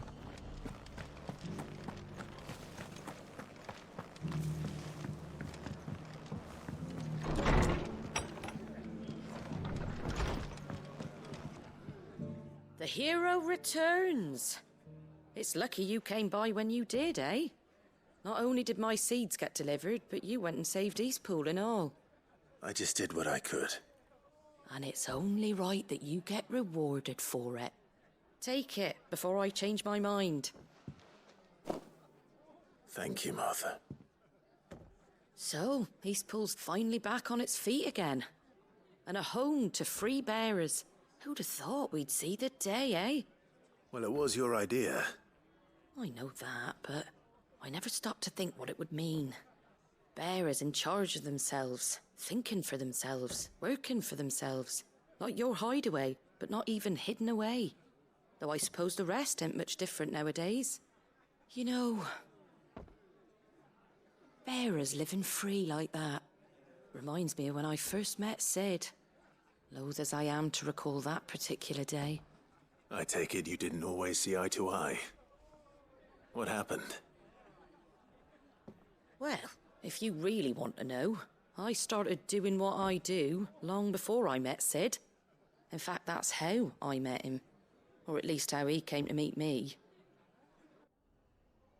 He showed up at the stables one day, asking questions about who'd been buying up bearers.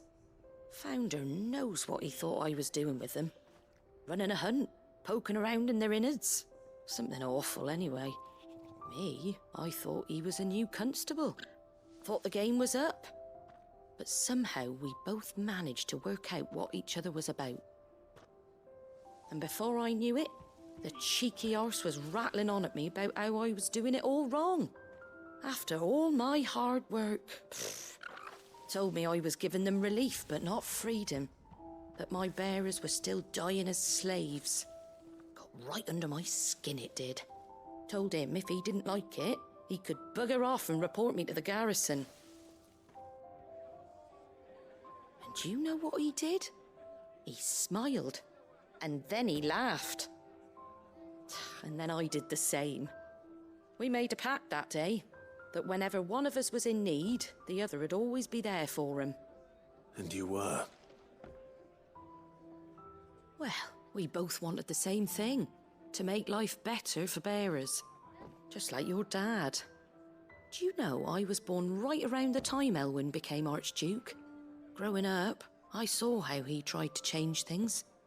He certainly didn't lack for ambition, that one. Indeed. But the loftier one's ambitions, the harder they are to achieve. Which is why those of us who follow in their footsteps need to finish what people like Sid and my father started. Suppose you're right, aye. And if we don't manage it, there's always them who come after us. Good thing we've got a few half-decent sorts waiting in the wings, eh? It's almost enough to give you a little bit of hope. Just a little. Anyway, enough nattering. Better get back to work. Let's see about making everyone some dinner, shall we? The least the folks who saved Eastpool deserve is a hot meal. And you and me ain't gonna save the world on an empty stomach neither. That sounds like a wonderful idea.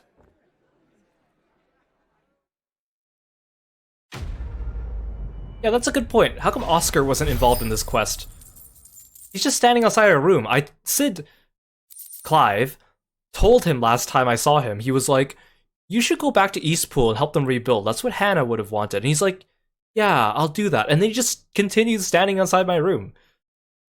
I mean, I can understand if they didn't want to put him in this quest because then there'd be too many characters to focus on, but it just seems a little silly, doesn't it? I got Martha's Rest signboard.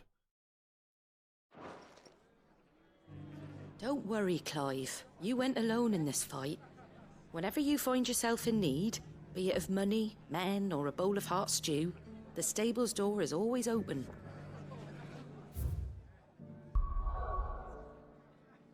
Okay, so we did that one. Let's go to Isabel next.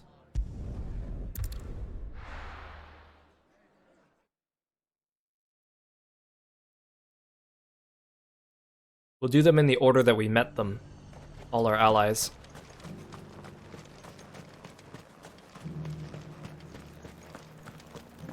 Oh, thanks for the cliff's eye.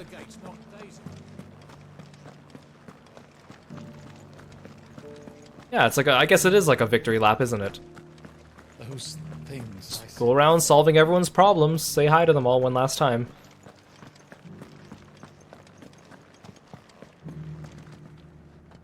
Oh, Clive. What am I to do? My wards and I may soon be without a home. What's happened? The High Cardinal has descended from his lofty throne and taken up residence here in Northreach. The High Cardinal? Leader of the Council of Elders, second only to his Radiance at the head of the Imperial government. Not that any of those things still exist. Now he goes by his noble title, the Duke of Oriflamme. And what does he want with Northreach? He wants to transform it into a military stronghold, a foundation upon which to build a new Sambrec. He's already secured the support of the various army remnants, with promises that they shall be afforded the respect they deserve in his empire. One built on the confiscated property of the people. He would rob the populace to pay for it. Believe me, I have used every means of persuasion to discourage him from this folly. But for whatever reason, he will not listen to me. What does Captain Philippe make of this? When the town was under attack, it was him the soldiers rallied around. Couldn't he use that influence again? How?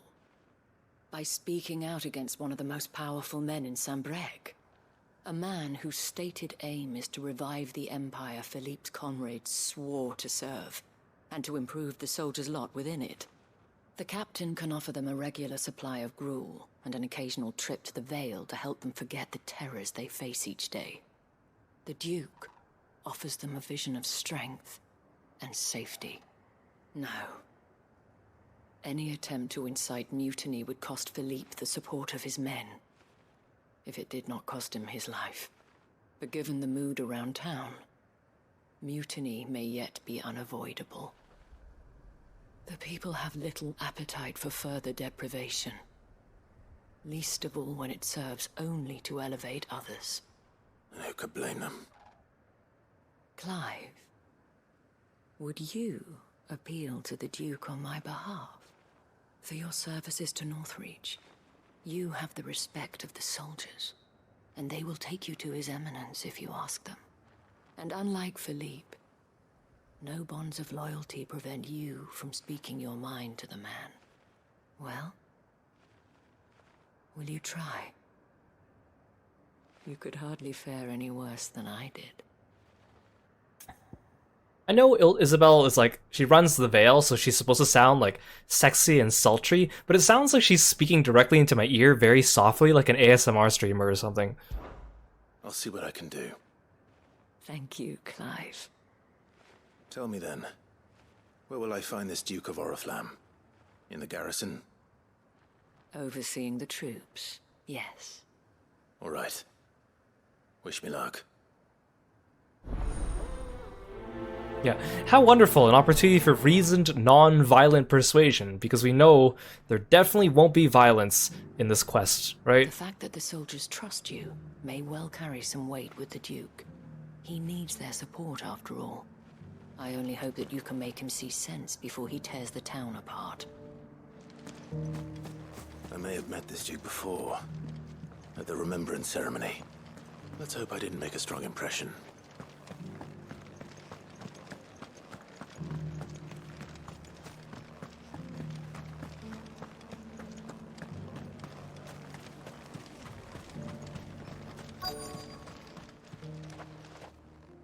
Halt!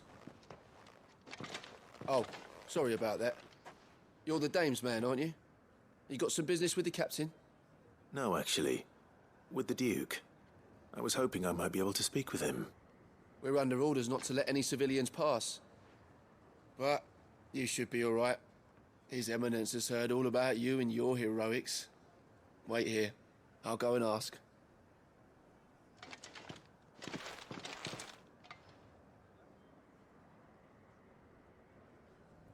So, you are the sellsword who lent his aid to the garrison. The Empire owes you a debt, and I shall see it repaid. But tell me, is it wealth that you seek, or favor? Neither, Your Eminence. I thought only to inquire about your plan to turn Northreach into a stronghold. Ah, I see. You are worried the expanded garrison will render your services redundant. Yet you needn't be. A proud fighting man like yourself shall always have a place here. Pride of place, in fact. For too long has the contribution of the noble soldier been under-reckoned. But no more. For it is they who shall see the Holy Empire rebuilt, beginning right here in Northreach. Why here, Your Eminence? The town has been fortunate enough to escape largely unscathed from the recent troubles. Her defenses are sound, and her garrison well prepared. Which is more than can be said for Oriflamme or Twinside. The Empire wants for a capital, and I believe Northreach to be the perfect place. With Caer Norvent as her citadel. Once we have seen to the refortification of both the town and the castle, we need only build a wall around both to create a city that would be the envy of the twins. Plans are already underway for the construction. Soon enough, these thralls shall learn that they are no match for the might of Sanbreque. I fear you underestimate how dangerous these creatures are, Your Eminence.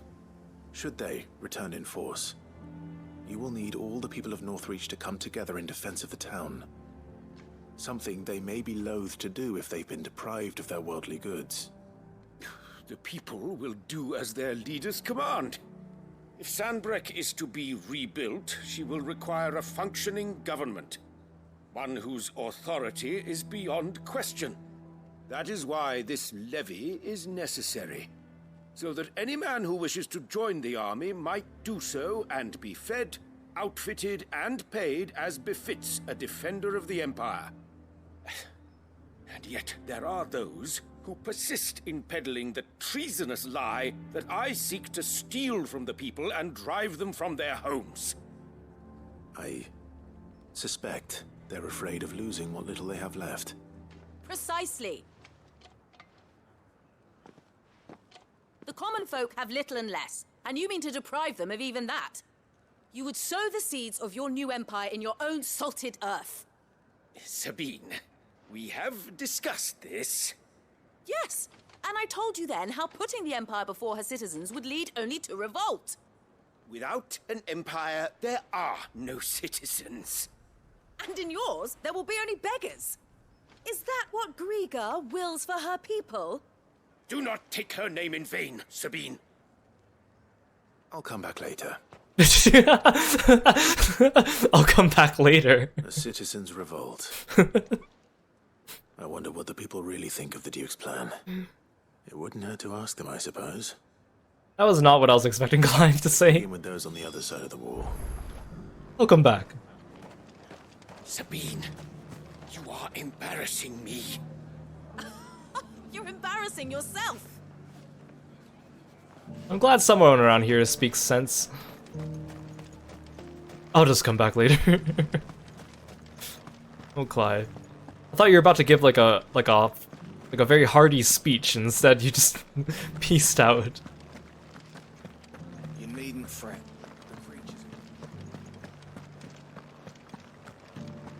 But there were ghosts at the gates not days ago.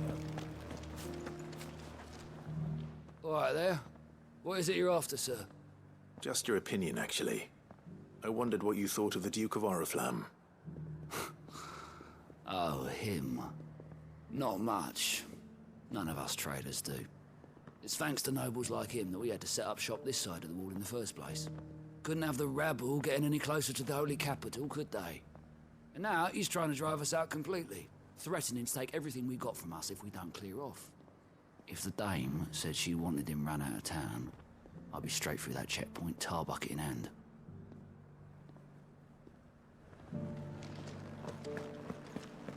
Yeah, Clive is giving me... Do you want energy Clive gives me? Like, the Warrior of Light in FF14, like, in Shadowbringers and Endwalker, when he starts getting a bit sassier, and you get, like, sassier and sassier things you can say to the NPCs. I've been hearing a lot of talk about a certain duke. Nothing good, I'll wager. Going around acting like he owns the place. And with hardly a word to the dame. This is her town, not his. I take it you'd rather she was in charge. As far as I'm concerned, she still is. Just need his eminence to sod off back to Oriflamme. Yeah, it's like, Clive, I better ask what the people of the town think, and then he just runs past dozens and dozens of people to talk to 3 specific people. You can see the destination marker. He has the protagonist powers.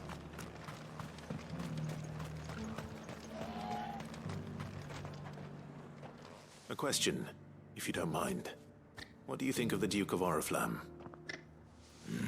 Don't get me started. You build a life for yourself somewhere, earning for some noble to turn up and tell you you've got to hand it all over to him. If he thinks his name and his chains give him the right to empty our purses, he's in for a rude awakening. We'll do whatever it takes to keep what's ours. Whatever it takes. Well, the people seem united enough. What about the soldiers? I heard the dame got an icon to rid the man.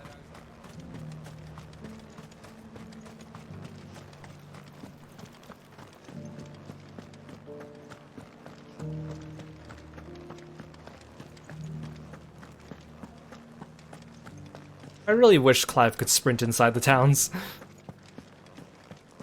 Hey, Yusanoha, welcome to the stream. Thanks for stopping by. Excuse me, do you have a moment? I wondered if you'd mind sharing your thoughts on the Duke of Oriflamme. Well, he's made a lot of enemies coming in the way he did. But I mean, look around us. You can see the state the realm's in. The traders might not like having the screws put on them, but if they volunteered a few more of their hard-earned gil before things got bad, maybe they wouldn't have to. I think the Duke's got a point when he says rebuilding the Empire's the best way of making sure we're all protected. And if that means people who don't know one end of a sword from another have to make way for those who do, well, that's just how it goes.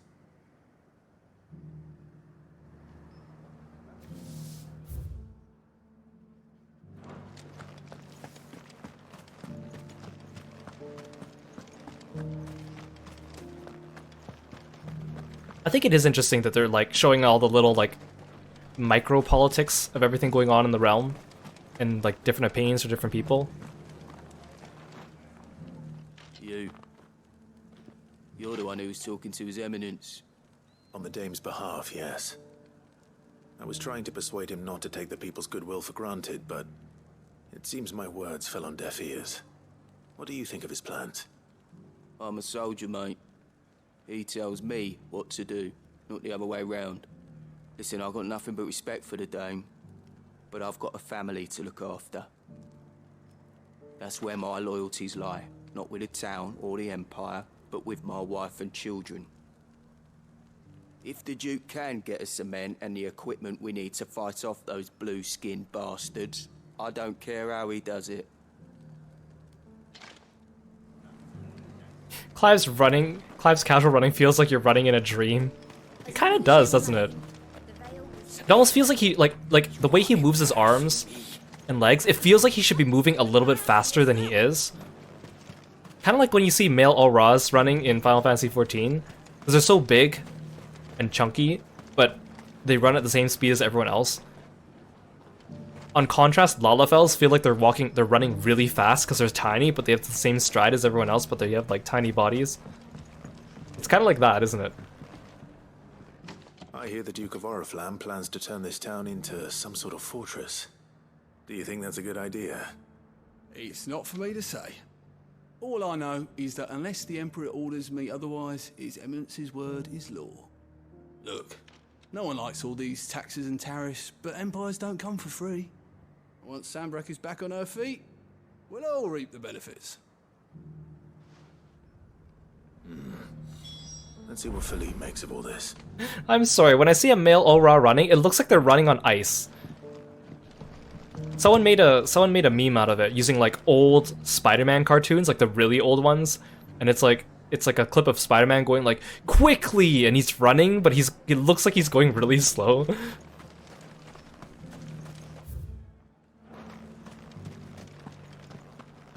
I love Lalafels. Lalafels are awesome.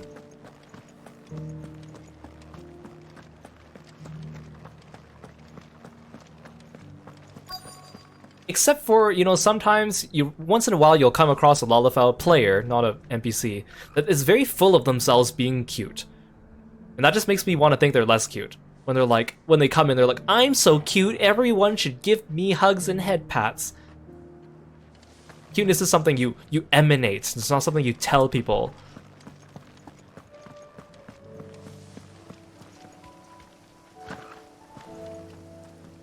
Captain, do you have a moment? For you? Certainly. Clive, wasn't it? Thank you for last time. How can I help you? I wanted to ask you about the Duke of Oriflamme. Do you intend to go along with his plan? But to tell you the truth, I'm in two minds. It's my sworn duty as a captain of the Imperial Army to obey his orders. But I can't say I agree with him. Philippe, I remember you saying that you became a soldier to protect the people you loved. The Dame included. That's right, I did. Well, she doesn't agree with the Duke's orders either. She thinks they could tear Northreach apart.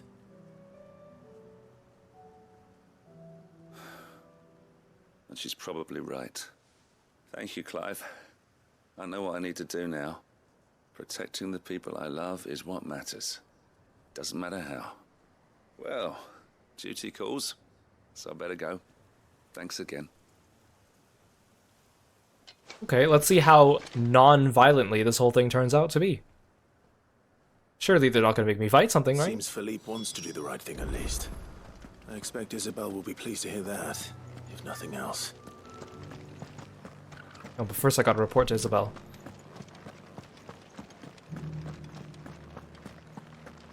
Yeah, I'd be happy if everything was all peacefully, but I don't know.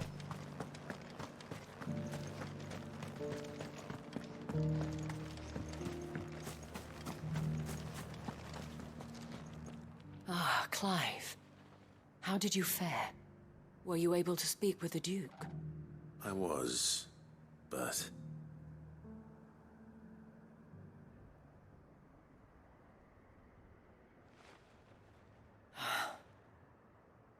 So Northreach is to be a fortress after all. Well, it will certainly help to hold back the thralls. There's no denying that. Though I doubt it will come as much consolation to the townspeople whose worldly goods are confiscated to pay for it. They deserve to be heard, Clive. To have a say in this new empire the Duke means to build. Sadly, His Eminence values their obedience more than their opinions, and hopes to reassert the authority of the state. I fear he sees the people as mere pawns on his chessboard to be sacrificed for the greater good. Needless to say, they themselves are of a different opinion, and would rather their destinies were in your hands. The soldiers, meanwhile, are content to follow their orders. And not just because of the Duke's rank, but because of his vision. I thought as much.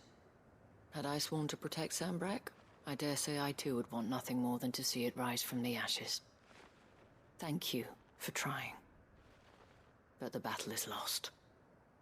I don't know about that. What happened to your uniform? I handed it in, along with my resignation. Told the lads I wished them well, but that I owe it to those I love to call it a day. Why? Because I realize what really matters to me. Not following some nobleman's orders for the sake of it, but protecting what I care about. Protecting Northreach. I honestly don't know when those monsters will return, but I'm certain they're not finished with us yet. And when they do come back, we need to be ready for them. We need to stand together, all of us. And with you to lead us, milady, I reckon we can do it. It was you who finally convinced me, Clive. There's no point following orders if they go against everything you believe. Indeed. All of us, standing together. That has always been Northreach's best hope, and one which still lies within our grasp. We have only to turn our attentions to the true enemy. Thank you, Philippe, for showing me what I must do. Anything for you, milady. Speaking of standing together, would you mind if I borrowed a few of the lads from the Vale to help keep watch around the town? I fear His Eminence has loftier tasks in mind for the guard. Not at all. Be my guest. Wouldn't be the first time.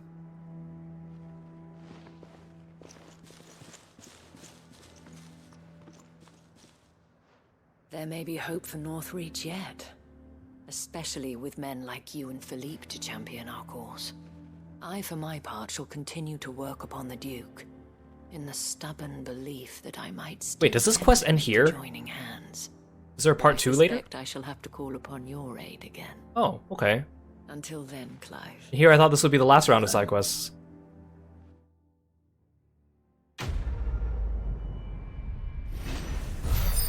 I thought it was going to be like, there's going to be an Akashic attack, and then it's like the regular townsfolk fend them off better than the soldiers did, and then the Duke's going to realize that he needs the regular townsfolk too. Despite my repeated advances, His Eminence has proven a difficult conquest. Fortunately, I am nothing if not persistent. But, be that as it may, I might yet need you to press the point. With your sword. Okay, interesting. Okay, so there's more to that one later on. This is Tabor, Bucklad. Okay, let's go. Go here first.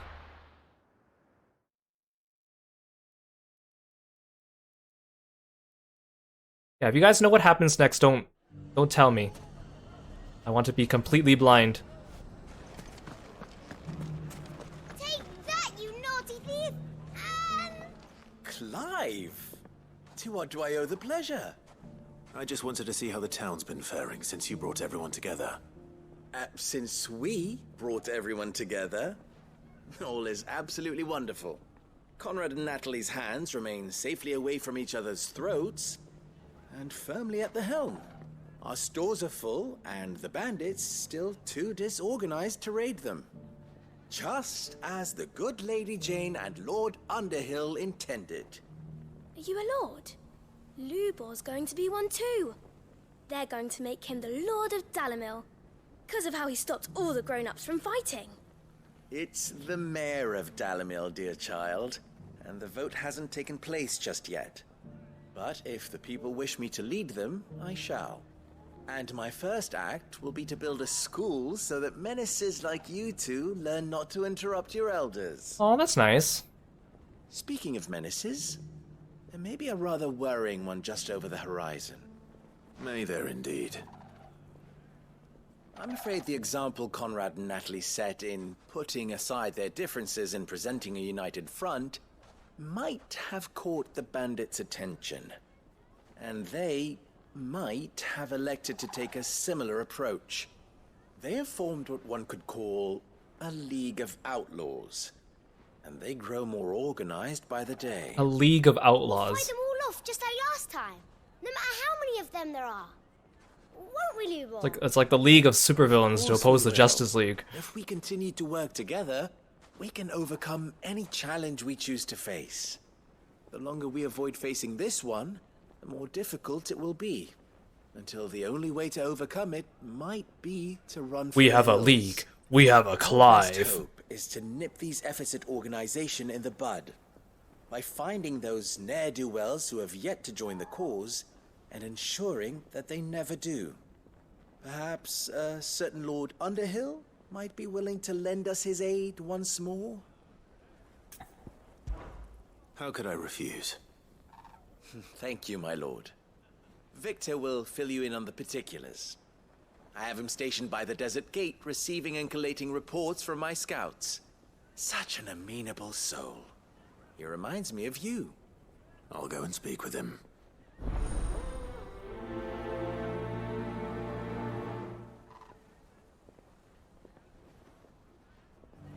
Victor has been collating reports on the bandits' encampments.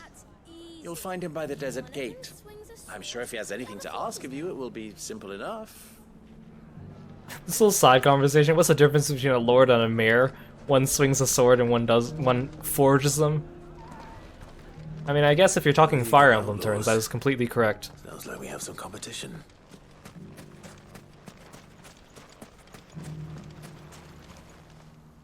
Still in Dalamil, Victor? Ah, Sid. I thought you'd have returned to Cosnis by now. I did. Then I came back. I've developed something of a fondness for the place. And having worked so hard to see it saved from one fate, it would seem remiss to abandon it to another. A sentiment Master Lubor certainly isn't shy about exploiting. Hence my doing his bidding yet again. You're not the only one. What does he want you to do? He asked for my aid in putting down the bandits. And he said that you might be able to help me find them. Then you've come at just the right time.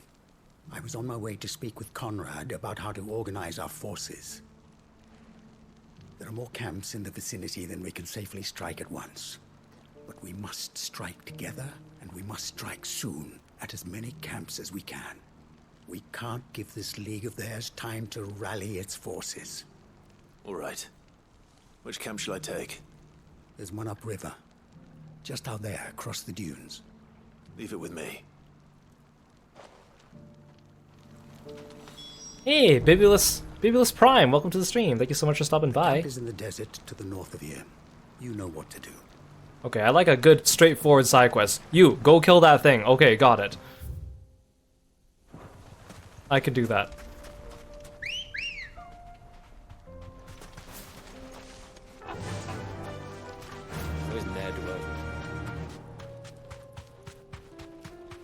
I also like how he's like, we need to strike all their camps at the same time, and then Clive's like, which one do I take? Okay, I'll go right now and kill it right now. Everyone else needs to play to my rhythm. Seriously, why are there so many bandits? I thought I would have killed like 90% of all the bandits in the world by now. There's so many of them. That must be the camp Victor mentioned. Come on then, I mean, Toggle. obviously I understand for in-universe reasons why there's a bunch of bandits, but it's like, man, I've killed so many of them by now. The one who killed Locke and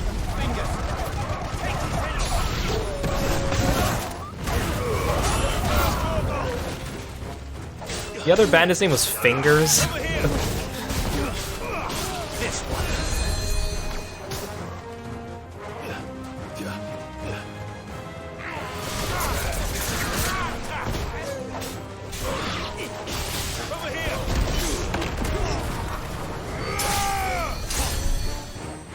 Who's casting?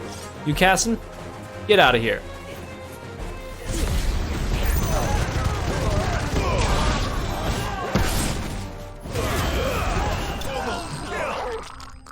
Oh, you guys didn't even have a big dude. Call yourself bandits? You didn't even have a big dude? Every group of bandits has a big dude.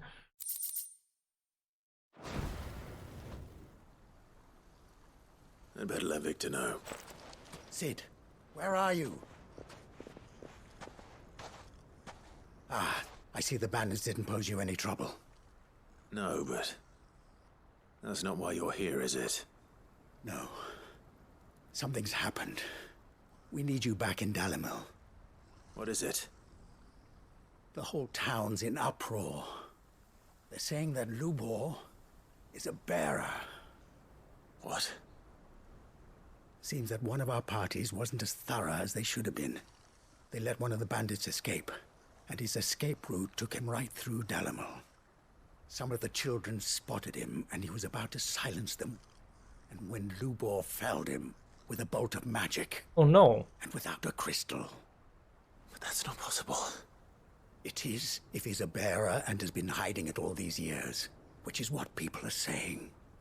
If he has, well, I wouldn't blame him. No man is branded by choice.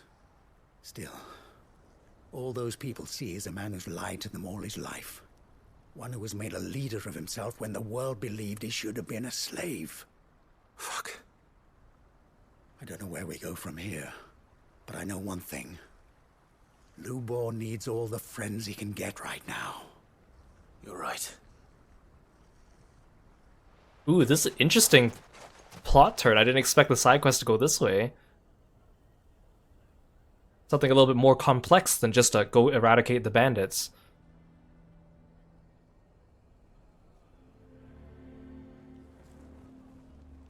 And now everyone knows. I made it a habit to keep a crystal close at hand for just such an occasion. And when that occasion arose, I forgot to reach for it. Well, it was bound to come out sooner or later.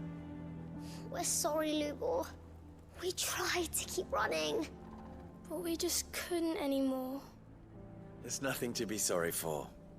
I rather enjoyed playing the hero for once. All that matters to me is that you two are safe. Look at him talking to his betters like it's nothing. All lies, I'll wager. Just like the ones he fed us all these years. Oh, shut up, you. Once people make up their minds, it's hard to change them. We need to do something, and quickly. Convince the people not to let their prejudices blind them. Convince them that nothing has changed. That their enemy lies outside these walls, not within them. You're right. We should speak to everyone. I'm glad you agree. I'll handle the townsfolk. I'm a Dalmec born and bred. They listen to me. You head to the tavern. Make Conrad and Natalie remember who Lubor really is. They know that Lubor and I are friends. I might not make for the most impartial of interlocutors.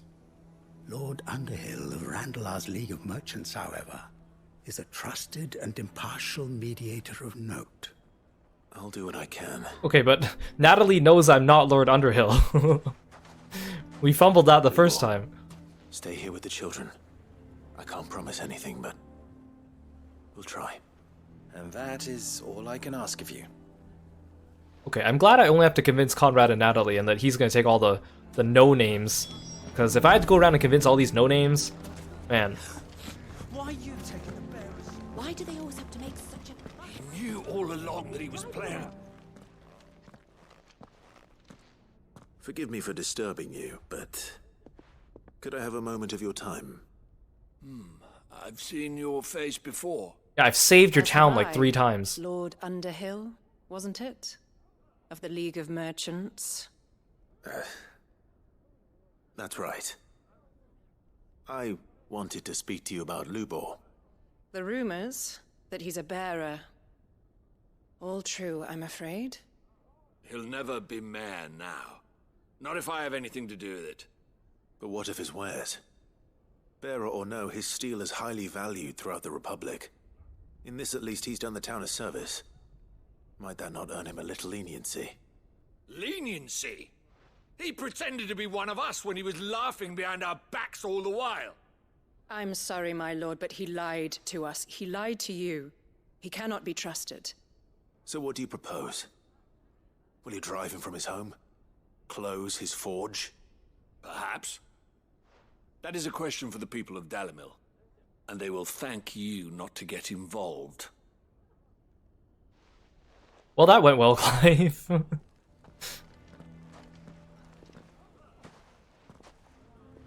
The townsfolk have made their minds up.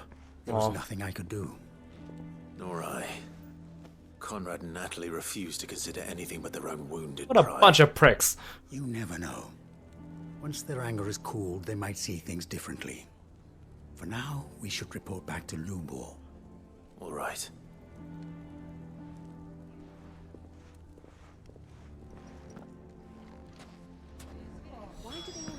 Why Why the hell would Victor take the bearer's side?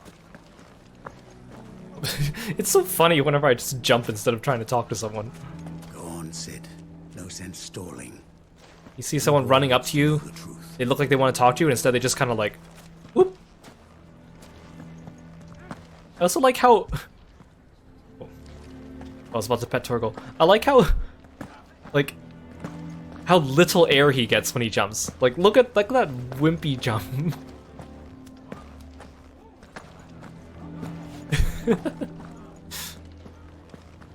I know you can jump higher than that, Clive. I assume the situation is hopeless?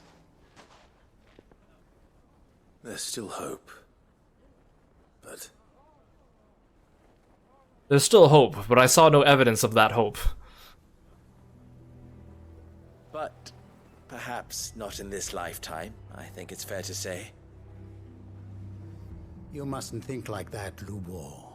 Give them time. Aw, does Lubor's side quest end on a sour note like Talk Isabel's? some sense into them in the end. You'll see. No, you won't. At least Martha got a happy Your ending. efforts would be better spent elsewhere. But Lubor... Rosina would often tell me that steel does not lie, that a blade is a reflection of the smith who forged it. To yourself be true, that was her point. Rather an ironic one when you consider that her life was taken with a blade of her own making. But I do not doubt that she was always true to herself and what she believed in, right to the end. And so must I be. I must do what I know to be right, no matter what others might think of me. And now, I know what that is. I must embrace my new role of villain so that the people of Dalimil have something to unite against. No, Lubar! For only united can they hope to stand against the threat No. that awaits them. I'll need to make a suitably dramatic exit, of course. Don't go, Lubor. You're the only one who was ever kind to us. We'll be all alone. Again. Trust me, little ones. It is for the best that I go. Not only for the town, but for you, too. How could it possibly be for the best? These children need you. The least you can do is give the townspeople a chance to change their minds. They would not take it, Victor. It's over. Over, you say? And so just like that, you're going to throw this town and these children to the wolves? I thought you were better than this. Yeah, you tell him, Victor. It seems you had me fooled as well. You tell him, Victor. Forget it. Do what you will.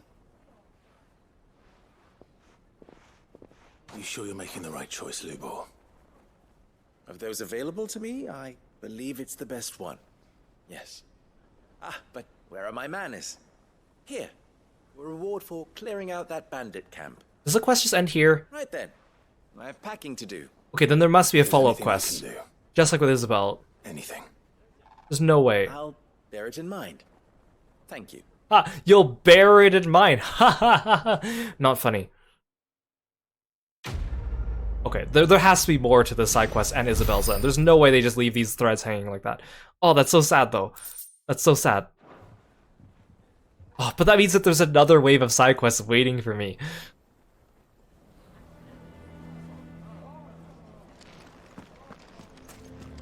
If you're going to try and convince me to stay, save your breath. I will not put those children at risk. I'm going to go with him. Why is everyone being mean to Lubor? He didn't do anything wrong.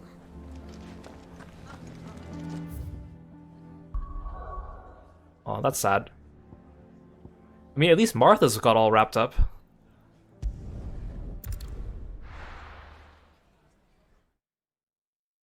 Okay, 2 more quests left. 2 more side quests left.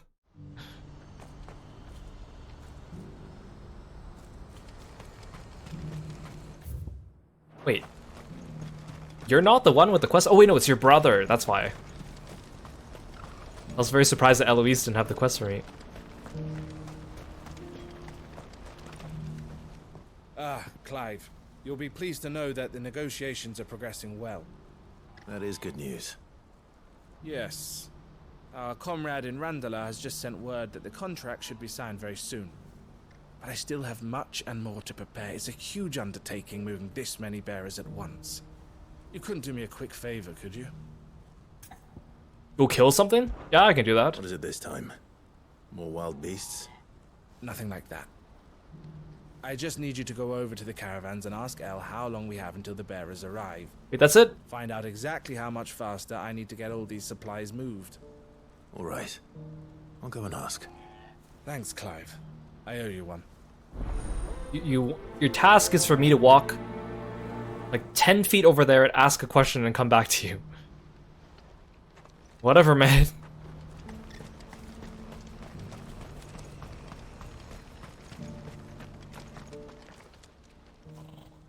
Don't blame yourself, El. This is their fault, not yours. I know, but... No buts about it, all right?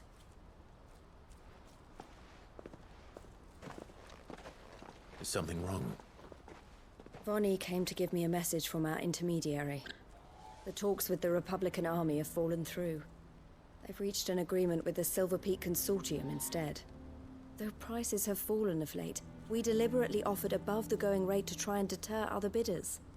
But the Consortium offered double what we did, and the army jumped at the chance. And you had no opportunity to make a counteroffer? None at all. And we were so close. El, what's happened? I saw Vonnie leaving. She didn't look happy. And with good reason.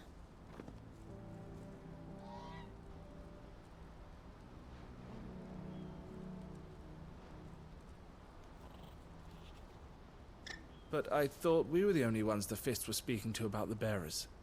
How did the Consortium even find out about this? It's not so surprising. They have ears all over the Republic. This isn't over. The Consortium will have to sell these bearers eventually, and at the price they paid, buyers will be few and far between. I'm going to Randalar myself. Alone? You sure that's wise? Are you offering to be my bodyguard? How kind.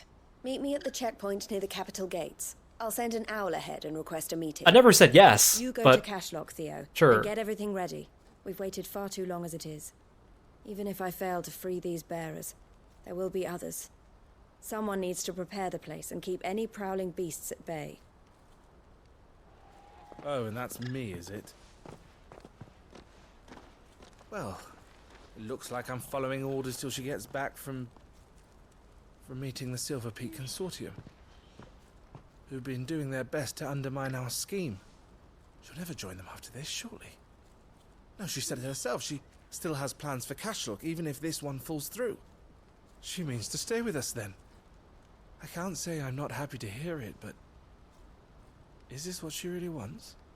You have to trust her. You're right. It's what she wants now. And if Elle's off fighting for the cause, I should do my part too.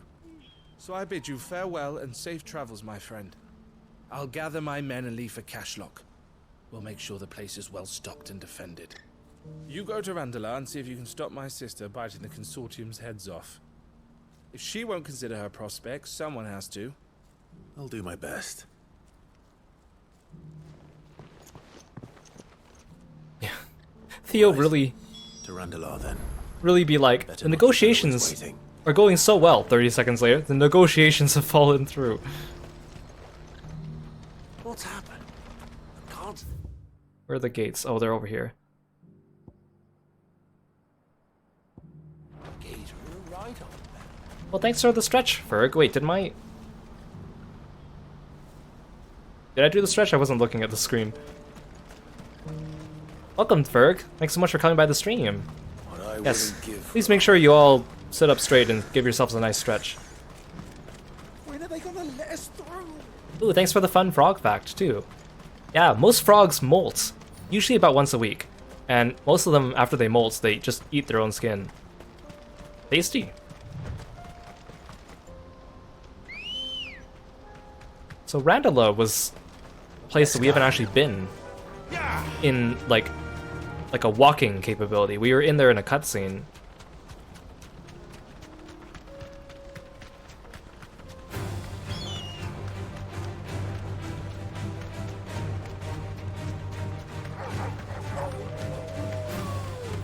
see a funny colored Evis up there. Is that a hunt? No, I think that's just a regular Evis. I don't want to run across the hunts by accident, because I don't feel like fighting them now. Wait, no, I'm meeting her up there. Oh, Ambrosia, please, turn around.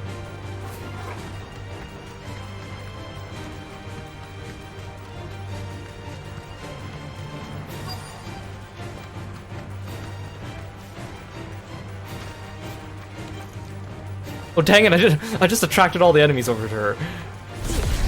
Sorry, Eloise, I was supposed to keep you out of danger, and I brought danger to you. There we go. I just start running at her, and I see her, like, crouching down for her dear life.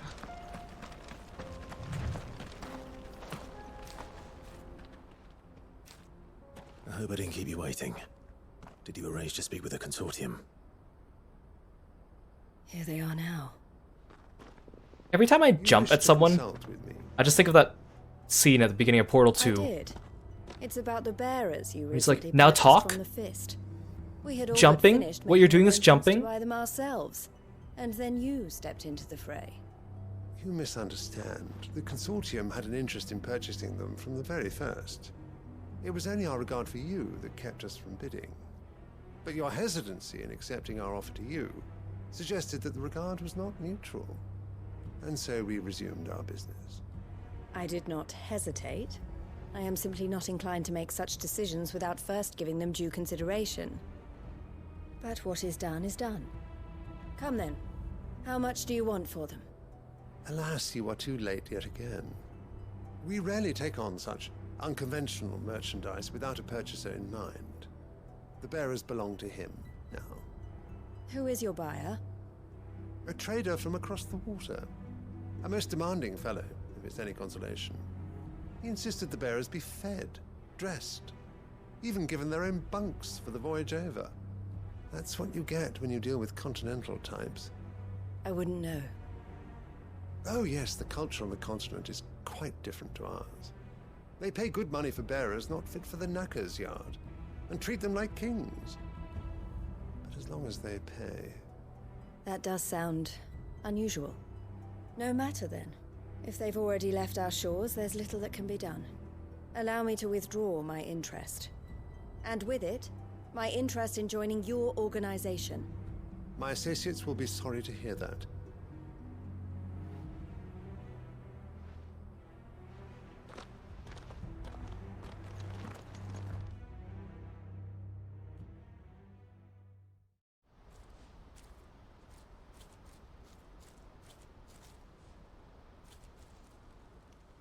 I'm sorry you weren't able to save them. As am I. But I only have myself to blame.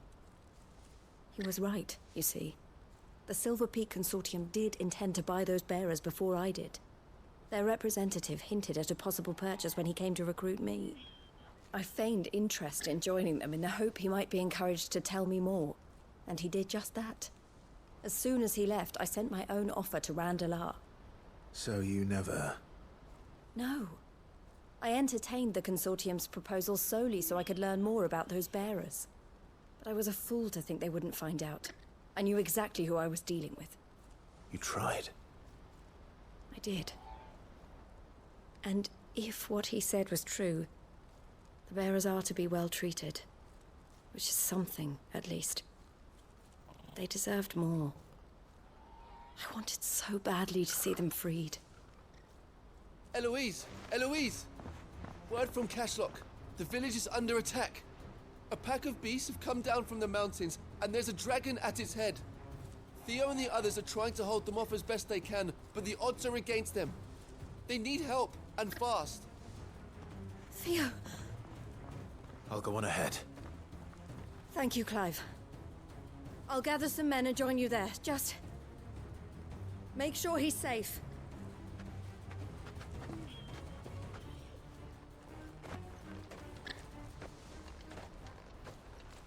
Hold on, Theo. I'm coming. Please, you have to go and help him. You're my only hope. You're Theo's only hope. Will do. Also, I never realized that you can actually examine these things because they give you like time trials. I've never actually done that. Not that I plan to. This isn't at all foreboding.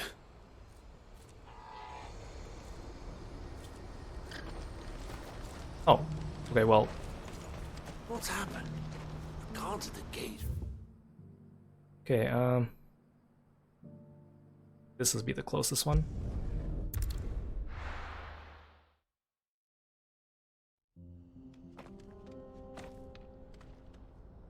No, it's not an obstacle course. It's like fight this enemy but only using Garuda skills, or like do this in less than 5 minutes, like that kind of thing. Come on.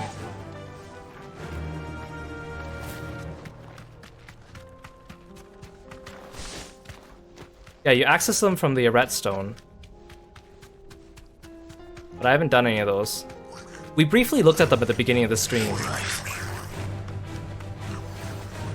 I like this game, but I don't want to like... I don't intend to 100% complete every single thing in this game. I want to do all the side quests. I might do all the hunts, but I'm not gonna 100% everything. It's just not worth it, in my opinion. All the time trials and arcade mode stuff, I don't really care about that.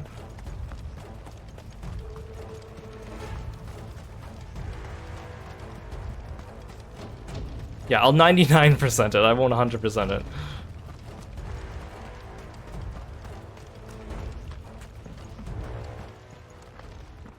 Where's Theodore? Upriver! He led the dragon that way to keep it from the village, but the whole area's flooded with ether. We just have to pray he makes it out in one piece. I can do better than that. Torgal, with me.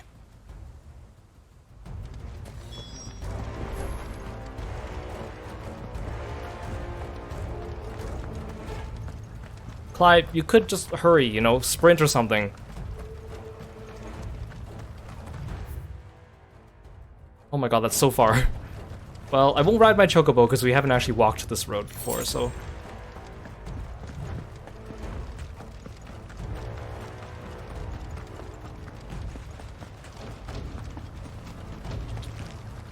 I can't walk in the water. Fine, I'll fight you.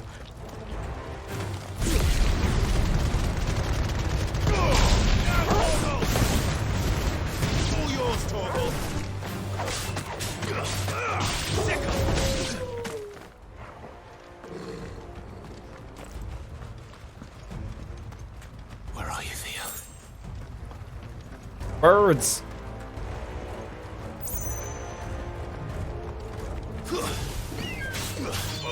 Over here!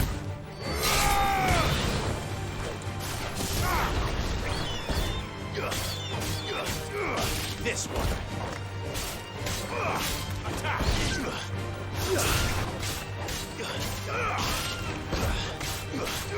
This one. Get him. This one.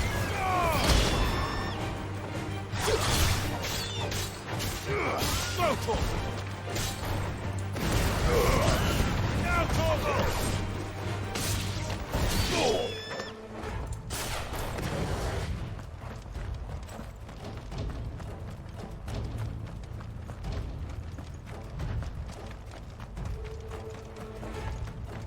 You okay, Theo?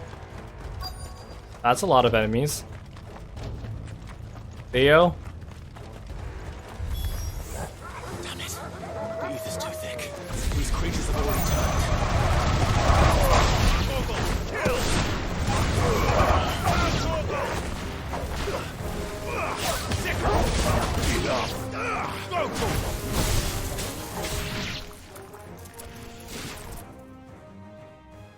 I can't waste any more time. I need to find Theodore before that dragon does.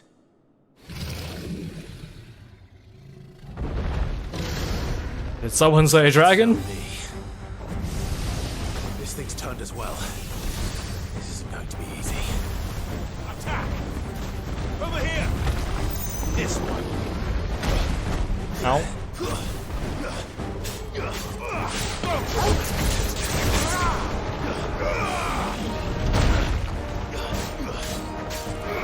Sick!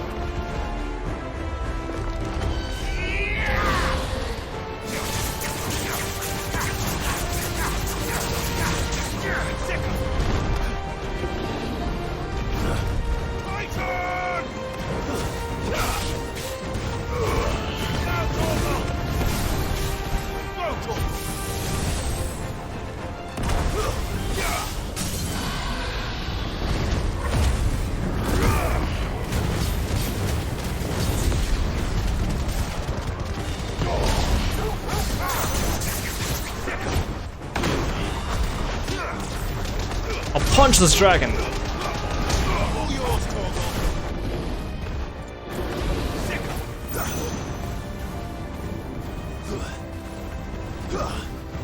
This one.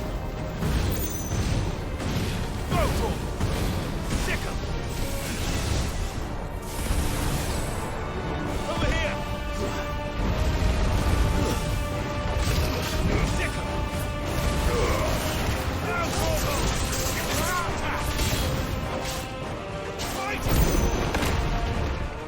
Oh, you can. I've never actually charged up the Titan attack very much. Maybe I should just swap it for the Shiva one.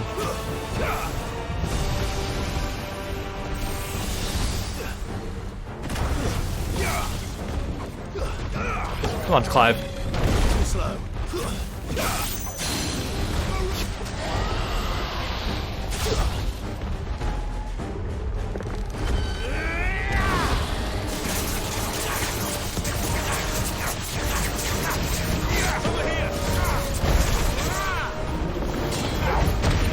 Ooh, that was a close one. I almost got greedy.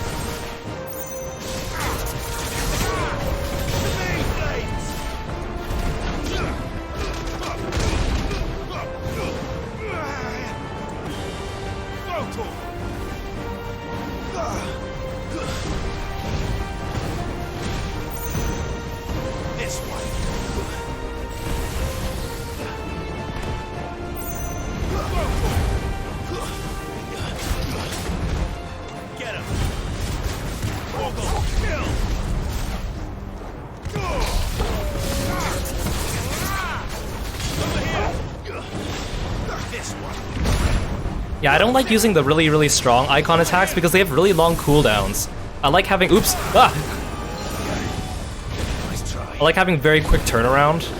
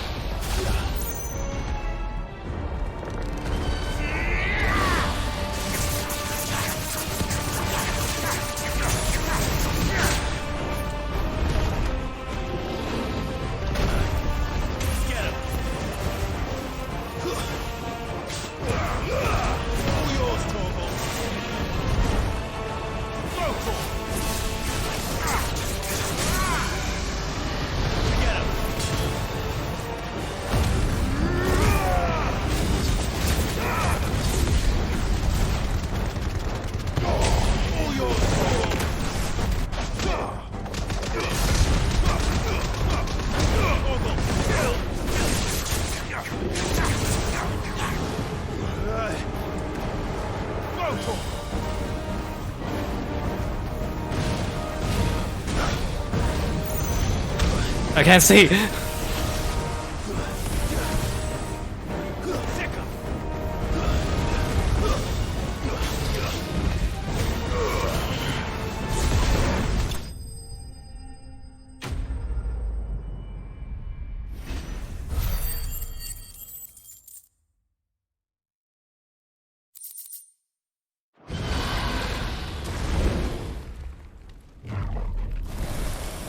Oh, thank you for the stretch. It's funny to believe that was a boss at one point that I You had me worried for... struggled with the first dragon. Oh no, Theo, what happened? Oh no, is he Akashic? Oh no, Theo! We have to get you out of here.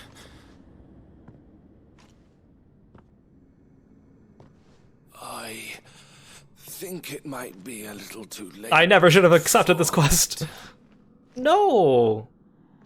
Vera or no, there's only so much ether a man can take, and that Drake just wouldn't let me leave. You have my thanks, Sid, for finishing what I could not. Aw, Theo. For keeping Elle's dream. Oh, don't tell me I have to kill him. At least do it in the cutscene.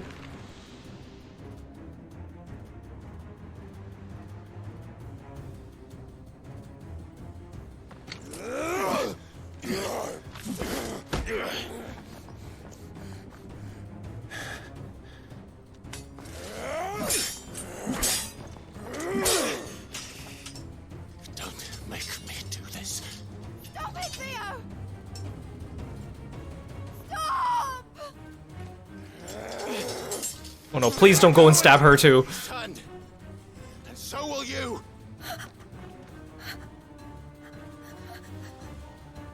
Get out of here, Eloise.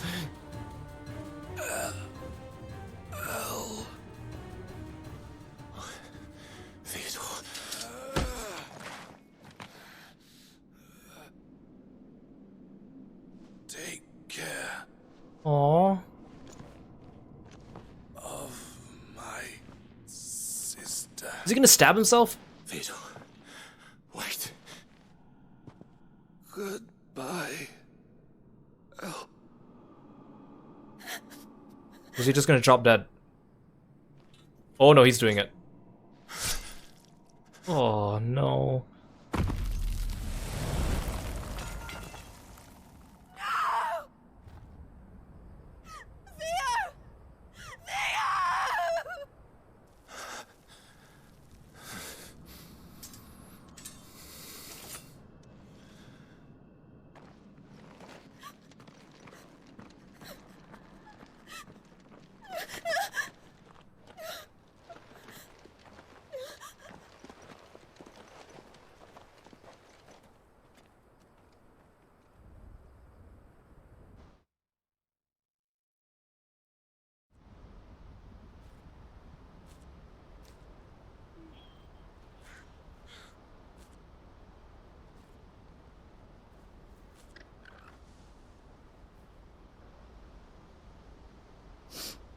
Thank you, Clive.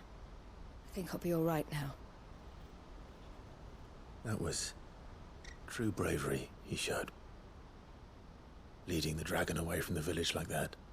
His first instinct was always to protect people. To put others' well-being before his own. And now he's gone. Because I sent him to that place, against his will. It wasn't against his will. He was ready to do whatever it took to show you he could stand on his own. So that you would finally be free to live your own life. To live my own life? He never could come to terms with the choice I made. What exactly happened? You once told me Theo was the first bearer you ever helped.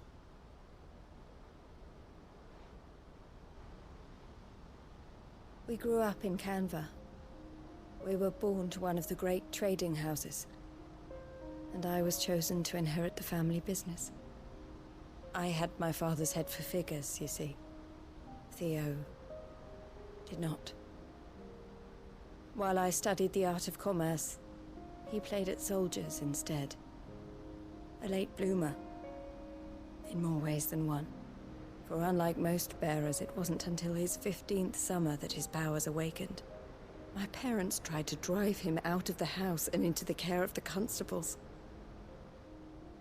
But before they could, I took him into mine.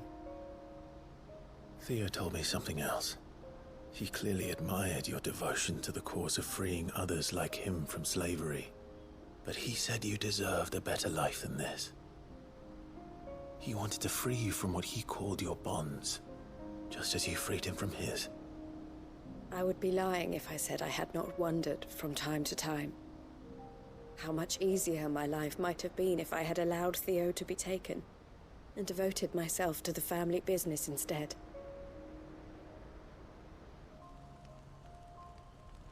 But I have never regretted the decision I made. Being with my brother meant more to me than tradition or reputation.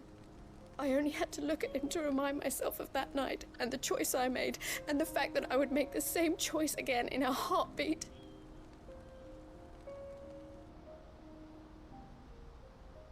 He was never a burden. How could he even think that? If anything, I was the one who weighed him down. You weren't, Eloise. He said it himself, that he had always been grateful to you for saving him, and that he wanted to repay you by letting you live the life you were denied. Neither you nor Theo weighed each other down. You loved one another. You did whatever was necessary to continue living your lives together, and you always would have. You're right. All I ever wanted, all I ever did, it was so we could be together. Oh, Theo, why did you have to...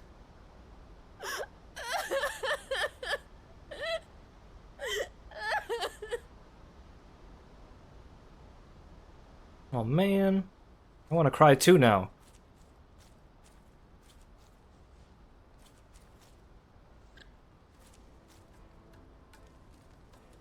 I know Theo wanted me to move on, but I'm staying here at the Crimson Caravans to continue our work. We can make a difference here. We can help people, save them. I need nothing more from life than that. So I'll carry on doing what we do, ensuring that goods, people, bearers get where they need to be, bringing smiles to people's faces just like we always have, and to Theo's, wherever he is. This is the life I have chosen, the life I will always choose. I've made a choice of my own, to continue helping you however I can, whenever you need it. Thank you, Clive. Let's Aw, go Eloise. on together then. For Theodore.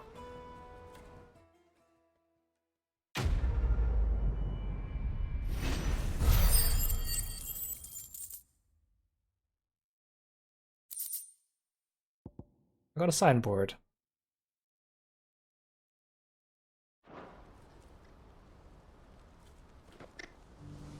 The Crimson Caravans is my family business now, and I would not exchange it for the world. I brought Theo here to be safe, and I have never looked back since.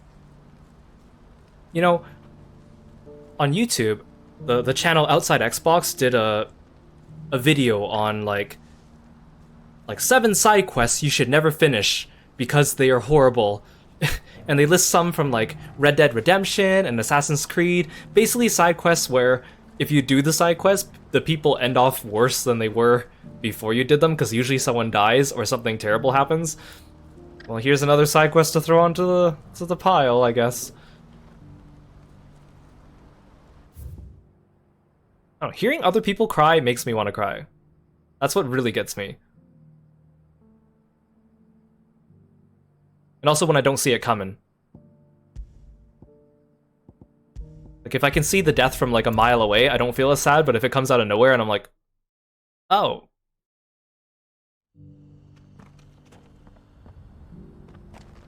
I'm still glad I did that quest, just for the sake of like how emotional that was. And it does put an end, like a bookend on Eloise's story, because I got the Crimson Caravan thing. I still can't believe, like,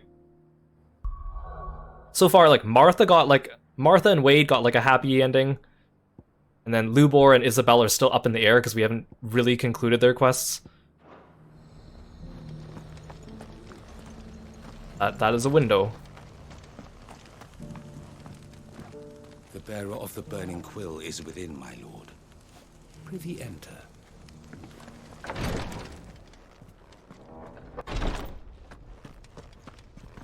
What's this? Encyclopedia of Velician Fabulosity. Man, look at all these words here. Pentateuch of the Crystalline Orthodoxy, the Ledgers of Gilbard the Great Lender, the Collected Hymns of Grieger. Well, they're all just titles. Lord Rosfield, is there aught the Undying might assist you with this day? Perhaps. My brother said that your order was helping him with his quest to uncover Ultima's origins. Have you learned anything of note since last we spoke? Little unless, I regret to report. I see.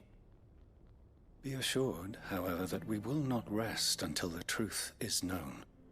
Even now, our archaeologians scour ruins in every corner of the realm for traces of Ultima's touch. Fallen ruins, I take it.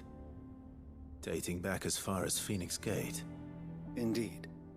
Ultima's thralls are oft sighted among the remnants of the fallen civilization, as if protecting the secrets concealed within. Secrets we'd see unearthed. Should our methods be of interest, my lord, mayhap it would please you to observe some of our number at work. Would that be possible? Of course. A survey is being conducted not far from here. Perchance you are familiar with Kretov, a small hamlet built around a fallen airship.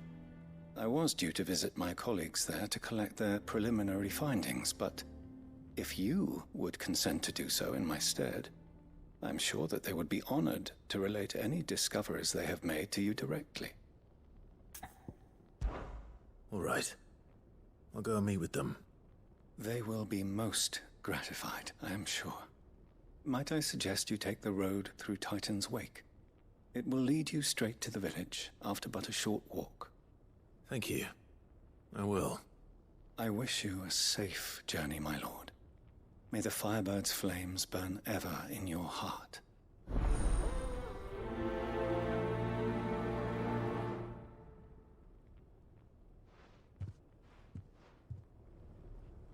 My colleagues await you in Kretov, my lord.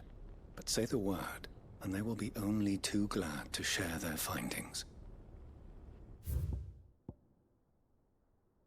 Oh, I have not journeyed here before.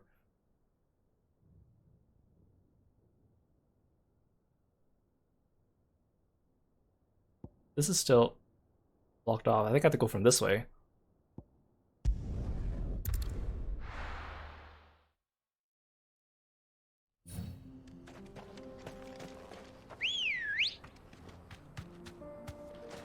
Good girl.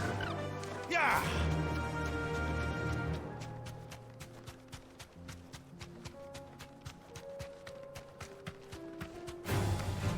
Go away, birds!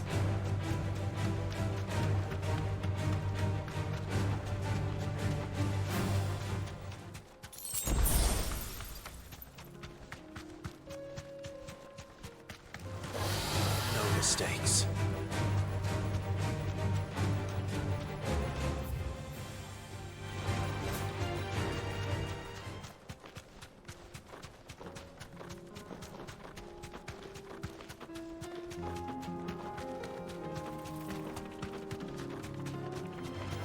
This might take a while.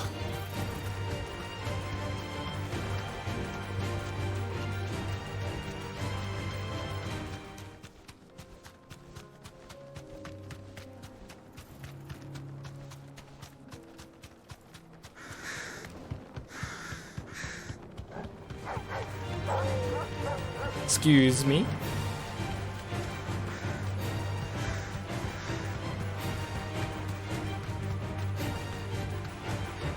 Oh, sweet, there's an obelisk here. Thank you.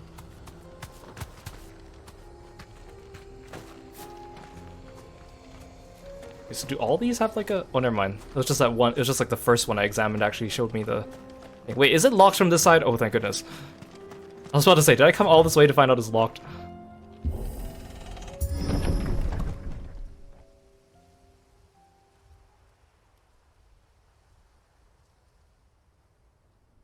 Oh no, that's not good.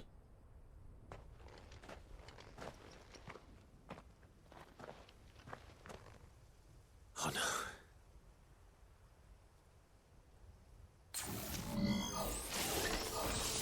You'll pay for this. There may still be survivors. Kill!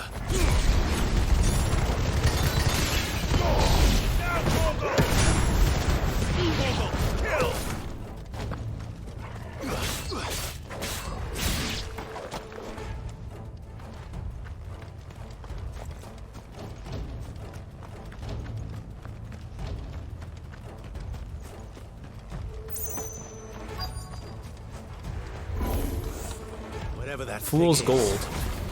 I'd say it's their leader. Go for it! Get him! Too slow. Go, Torval! Nice try. Now, Torval!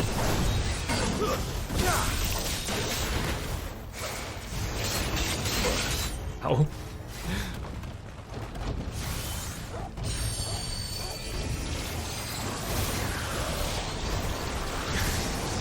Nice try.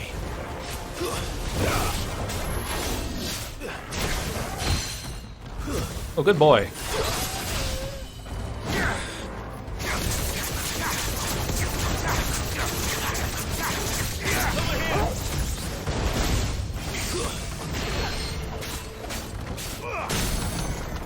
This one.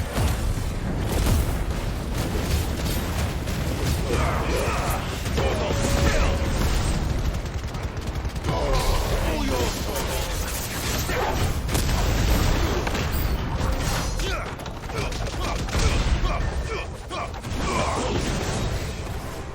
Garuda! Dang it. Too slow. Come off cooldown, Ignition. I need you. Thank you.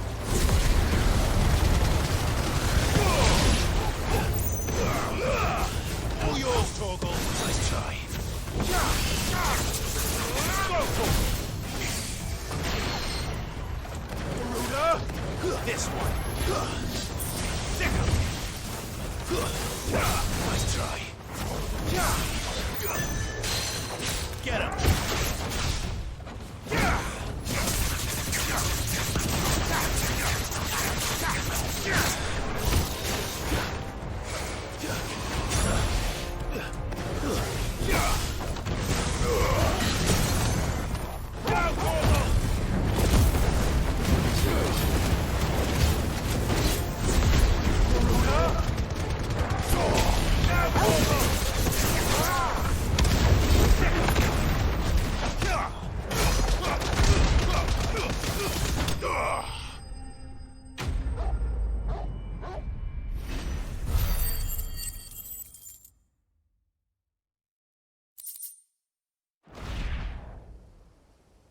Should have stayed in the past.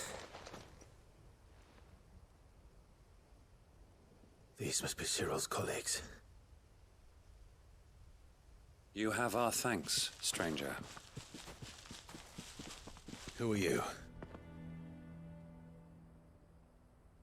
Ah, forgive me, my lord. I did not recognize you. You are Lord Rosfield. Do all of you guys speak so emotionlessly? We are archaeologians tasked with surveying this site. When the echoes appeared, our brothers here occupied their attentions. Thanks to them, and to you, we were, for a mercy, able to see our duty to its conclusion. You call that a mercy? Your brothers might still be alive if you put their safety before your duty. Surely this survey wasn't worth dying for. We are charged with uncovering Ultima's origins, a duty of the highest import, as I'm sure you will agree. And you think your dead brothers would agree with you too? I know they would. They gave their lives for the cause, an honor to which all Undying aspire. Now, to what do we owe the honor of your presence? You guys are undying, not dying. Cyril told me of your work here, and I agreed to collect your findings in his stead. I see. That is most kind. Pray, take them then, with our humble thanks. May the Firebird's flame burn ever in your heart, as it does in ours.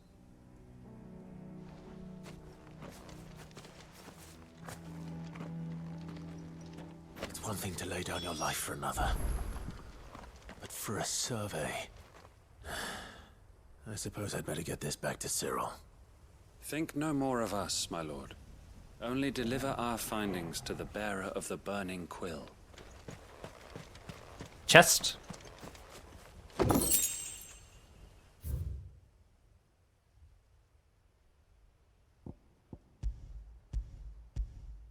Come on.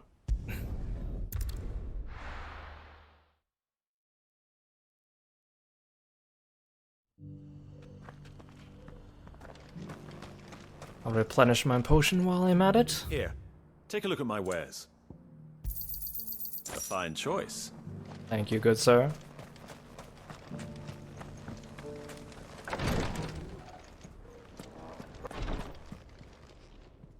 Ah, you are returned, my lord.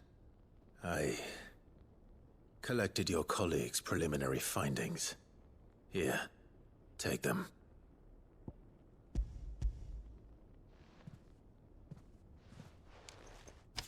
My thanks.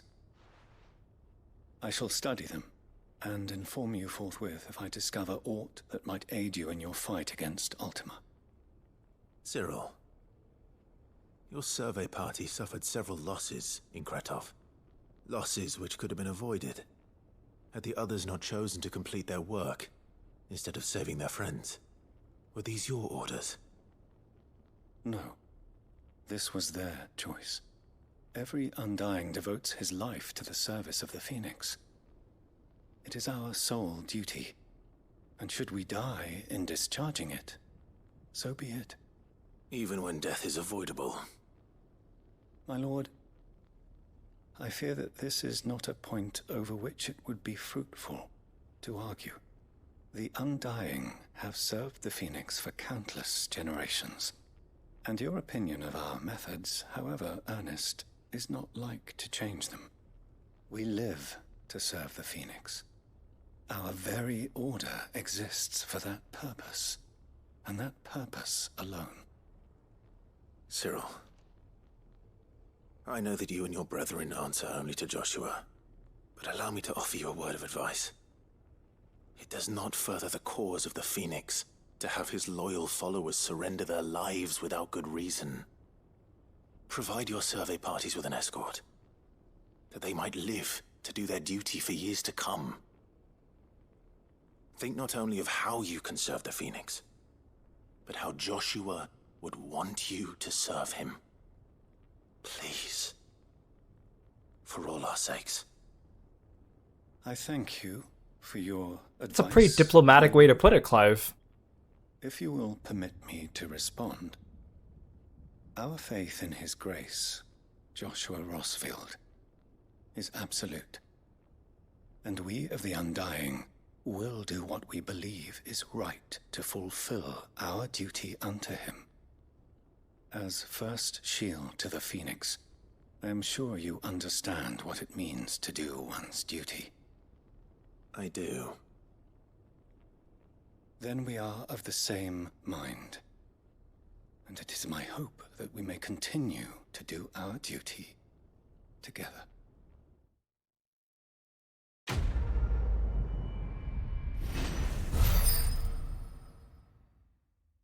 Look at all the level up I'm doing just by doing side quests. It's great.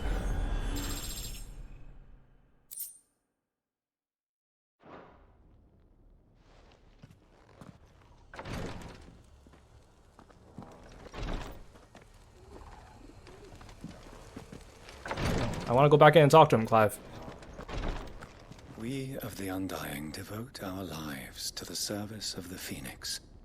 And you, my lord, are his sworn shield. Sworn to protect him from any danger. We both have our duties, so let us see them done.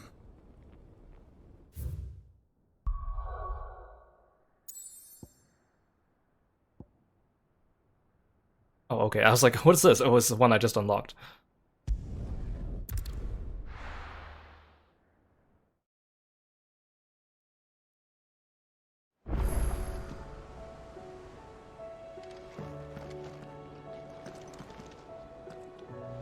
Let's go check out some of this stuff here. I did look up ahead of time what the end game for this game is, because I was just curious to see how many more streams I'll be doing after I finish the game. And there is an end game, but it's, like I said, I'm probably just gonna wrap up by doing the hunts. I don't think I'm gonna do a lot of the nitty-gritty grindy stuff. The stew's awfully I'll talk about it more when we finish the game, probably tomorrow. But let's look at the new things we added to Clive's room. The emblem of Martha's Rest, personal fiefdom of the landlady of the Golden Stables, and an island of safety and security in a sea of anything but. It shows a sleeping chocobo, and the guardians and bearers of Rosaria can too rest easy, safe in the knowledge they have a friend in Martha. The emblem of the Crimson Caravans, porters of wide renown, based in the market town of Bucklad. It depicts a laden chocobo. After the death of her brother and confidant, Theodore, Eloise chose to continue the work they had begun together, freeing bears from slavery just as she had freed him so many years before.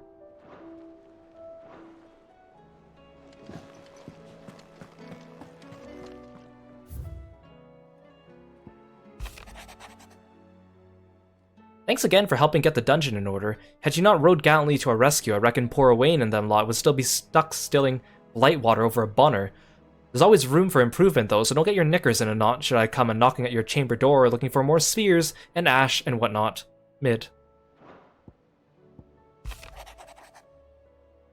What happened in Eastpool with the Bears and the Guardians has been a long time coming, and I'm proud it could finally happen here in Rosaria. The Duchy of old, maybe no more, but Archduke Elwin's dream still burns in the hearts of many, and it is through victories such as these that the fire will spread. This is only the beginning, Clive, but a fine beginning it is. Martha.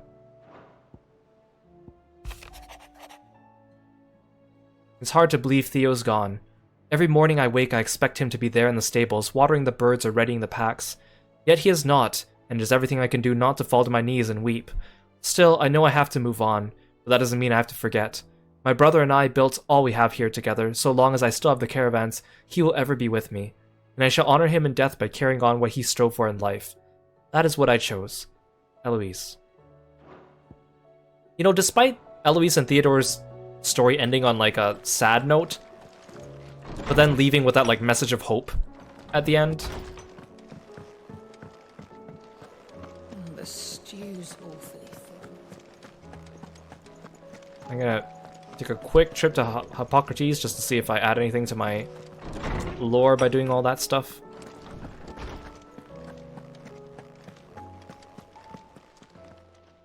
Knowledge hoarded is knowledge lost.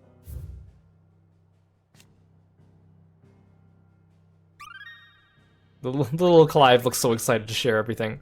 You wish to study the tomes? Oh, I'm almost done getting all the persons of interest.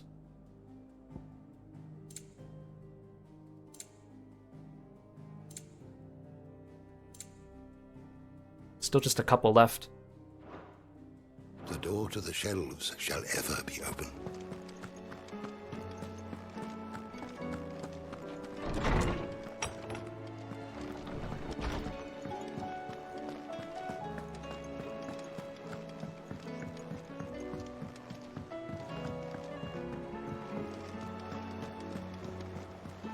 Covered in nicks and lumps, the lot of them. Surely I must have gotten a new reward. Yes, I have. Welcome to the Patron's Whisper. Come to claim your just desserts? Oh, this one's from Victor. You earned this. Thanks, Victor. Best of luck out there, Sid.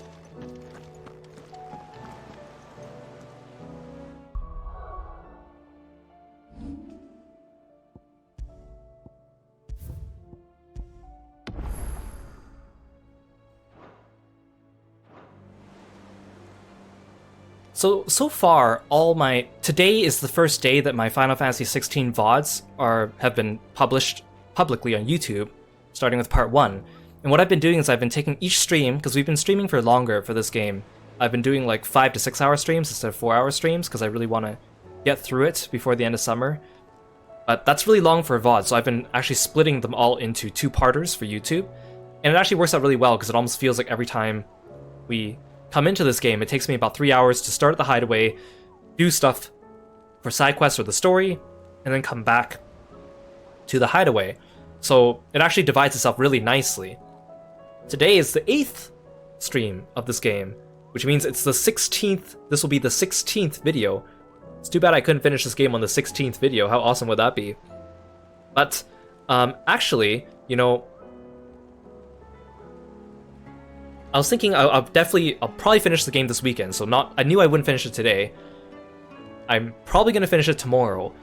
But I also didn't anticipate so many side quests today, although I should have because, you know, it's near the end of the game. We still haven't finished, like, Lubor and Isabel's plotline, so I'm sure that we'll get more for them. There's probably another batch of side quests left to go. I'll take my time with it. I'll try not to rush. I might finish the game tomorrow. Or if we take Monday as well, I'm totally fine with that. This game's fun, and I like doing the side quests, honestly. They don't feel like a chore to do, because you actually learn about the characters and the lore, which is also really, really good. But I'm glad that, you know, it feels like it is coming to a lot of conclusions for a lot of these little, like, subplots, which is really, really nice, and I'm enjoying it. So, I think this will be the first... I mean, this is probably the stream with the least amount of main story content, and once I split it in two... Part 16 is going to be just side quest stuff, which is totally fine. Which will be the first VOD that is just purely side quests going so far, but it's been good. It's been good. Again, the whole Theodore thing also threw me for a loop, but I'm kind of... Not to say I'm glad that it happened that way, but like the message it left off at the end was nice, and also the fact that, you know, it is, you know, this world is kind of fucked, for a better word, but not many of our minor NPCs have really, like, bit the bullet yet, so I was kind of... I figured at least one or two of them would eventually, but that did come at me from nowhere. Which was good because it surprised me, which is nice. Unlike, you know, when Sid was about to die, I kind of saw it coming like 2 hours in advance, so I wasn't as sad. Although I did feel really sad afterwards when everyone kept talking about all the amazing things that he did, like, in hindsight, like with Otto and stuff. Yeah, I'm enjoying the game, and it's good. And I think I've got a good hang on the battle system now. Like, that dragon we fought today, it was like, remember the first time I fought a dragon? It gave me, like, a lot more trouble. I mean, I've only really technically had one game over. Technically two, if you count that one other mess up with the Phoenix versus Bahamut when I didn't kill all his orbs in time. But yeah. I think this is... I mean, I'll talk about this game more when we actually finish it. But I am looking forward to bring it to a close as well, so we can go on and play other games as well. Also, I found that... I mean, not to complain about this, but I feel like this series has had less viewership on Twitch than the other ones I've done. Like, I had a lot of people come for Raincode compared to Final Fantasy 16. Not that I really care, because I'm enjoying the game, and I thank you guys for coming and watching it with me and enjoying it with me as well. And I also thank you for being very respectful about the no spoilers and the backseating, because that was one of my primary worries about playing this game. After a lot of people had already played it, I didn't want to, you know, have a bunch of, like, people coming in trying to backseat me and tell me what to do and tell me information that I wasn't asking for, or, you know, that kind of stuff, which is kind of nice. Alright. Thank you for coming, everyone. I really appreciate it. We're gonna raid my friend Yui. He is doing a... Actually, what is he doing? Valorant. And I'll see you guys tomorrow for more Final Fantasy 16. Possibly finish it, or if not, we'll get very close. And again, check out my YouTube channel if you want to look at other games I played in the past. We are up to over 60 games right now on the channel, full playthroughs. And if you are bored and want something to watch, I mean, feel free to go check that out. Thanks, everyone. I'll see you next time. Bye-bye.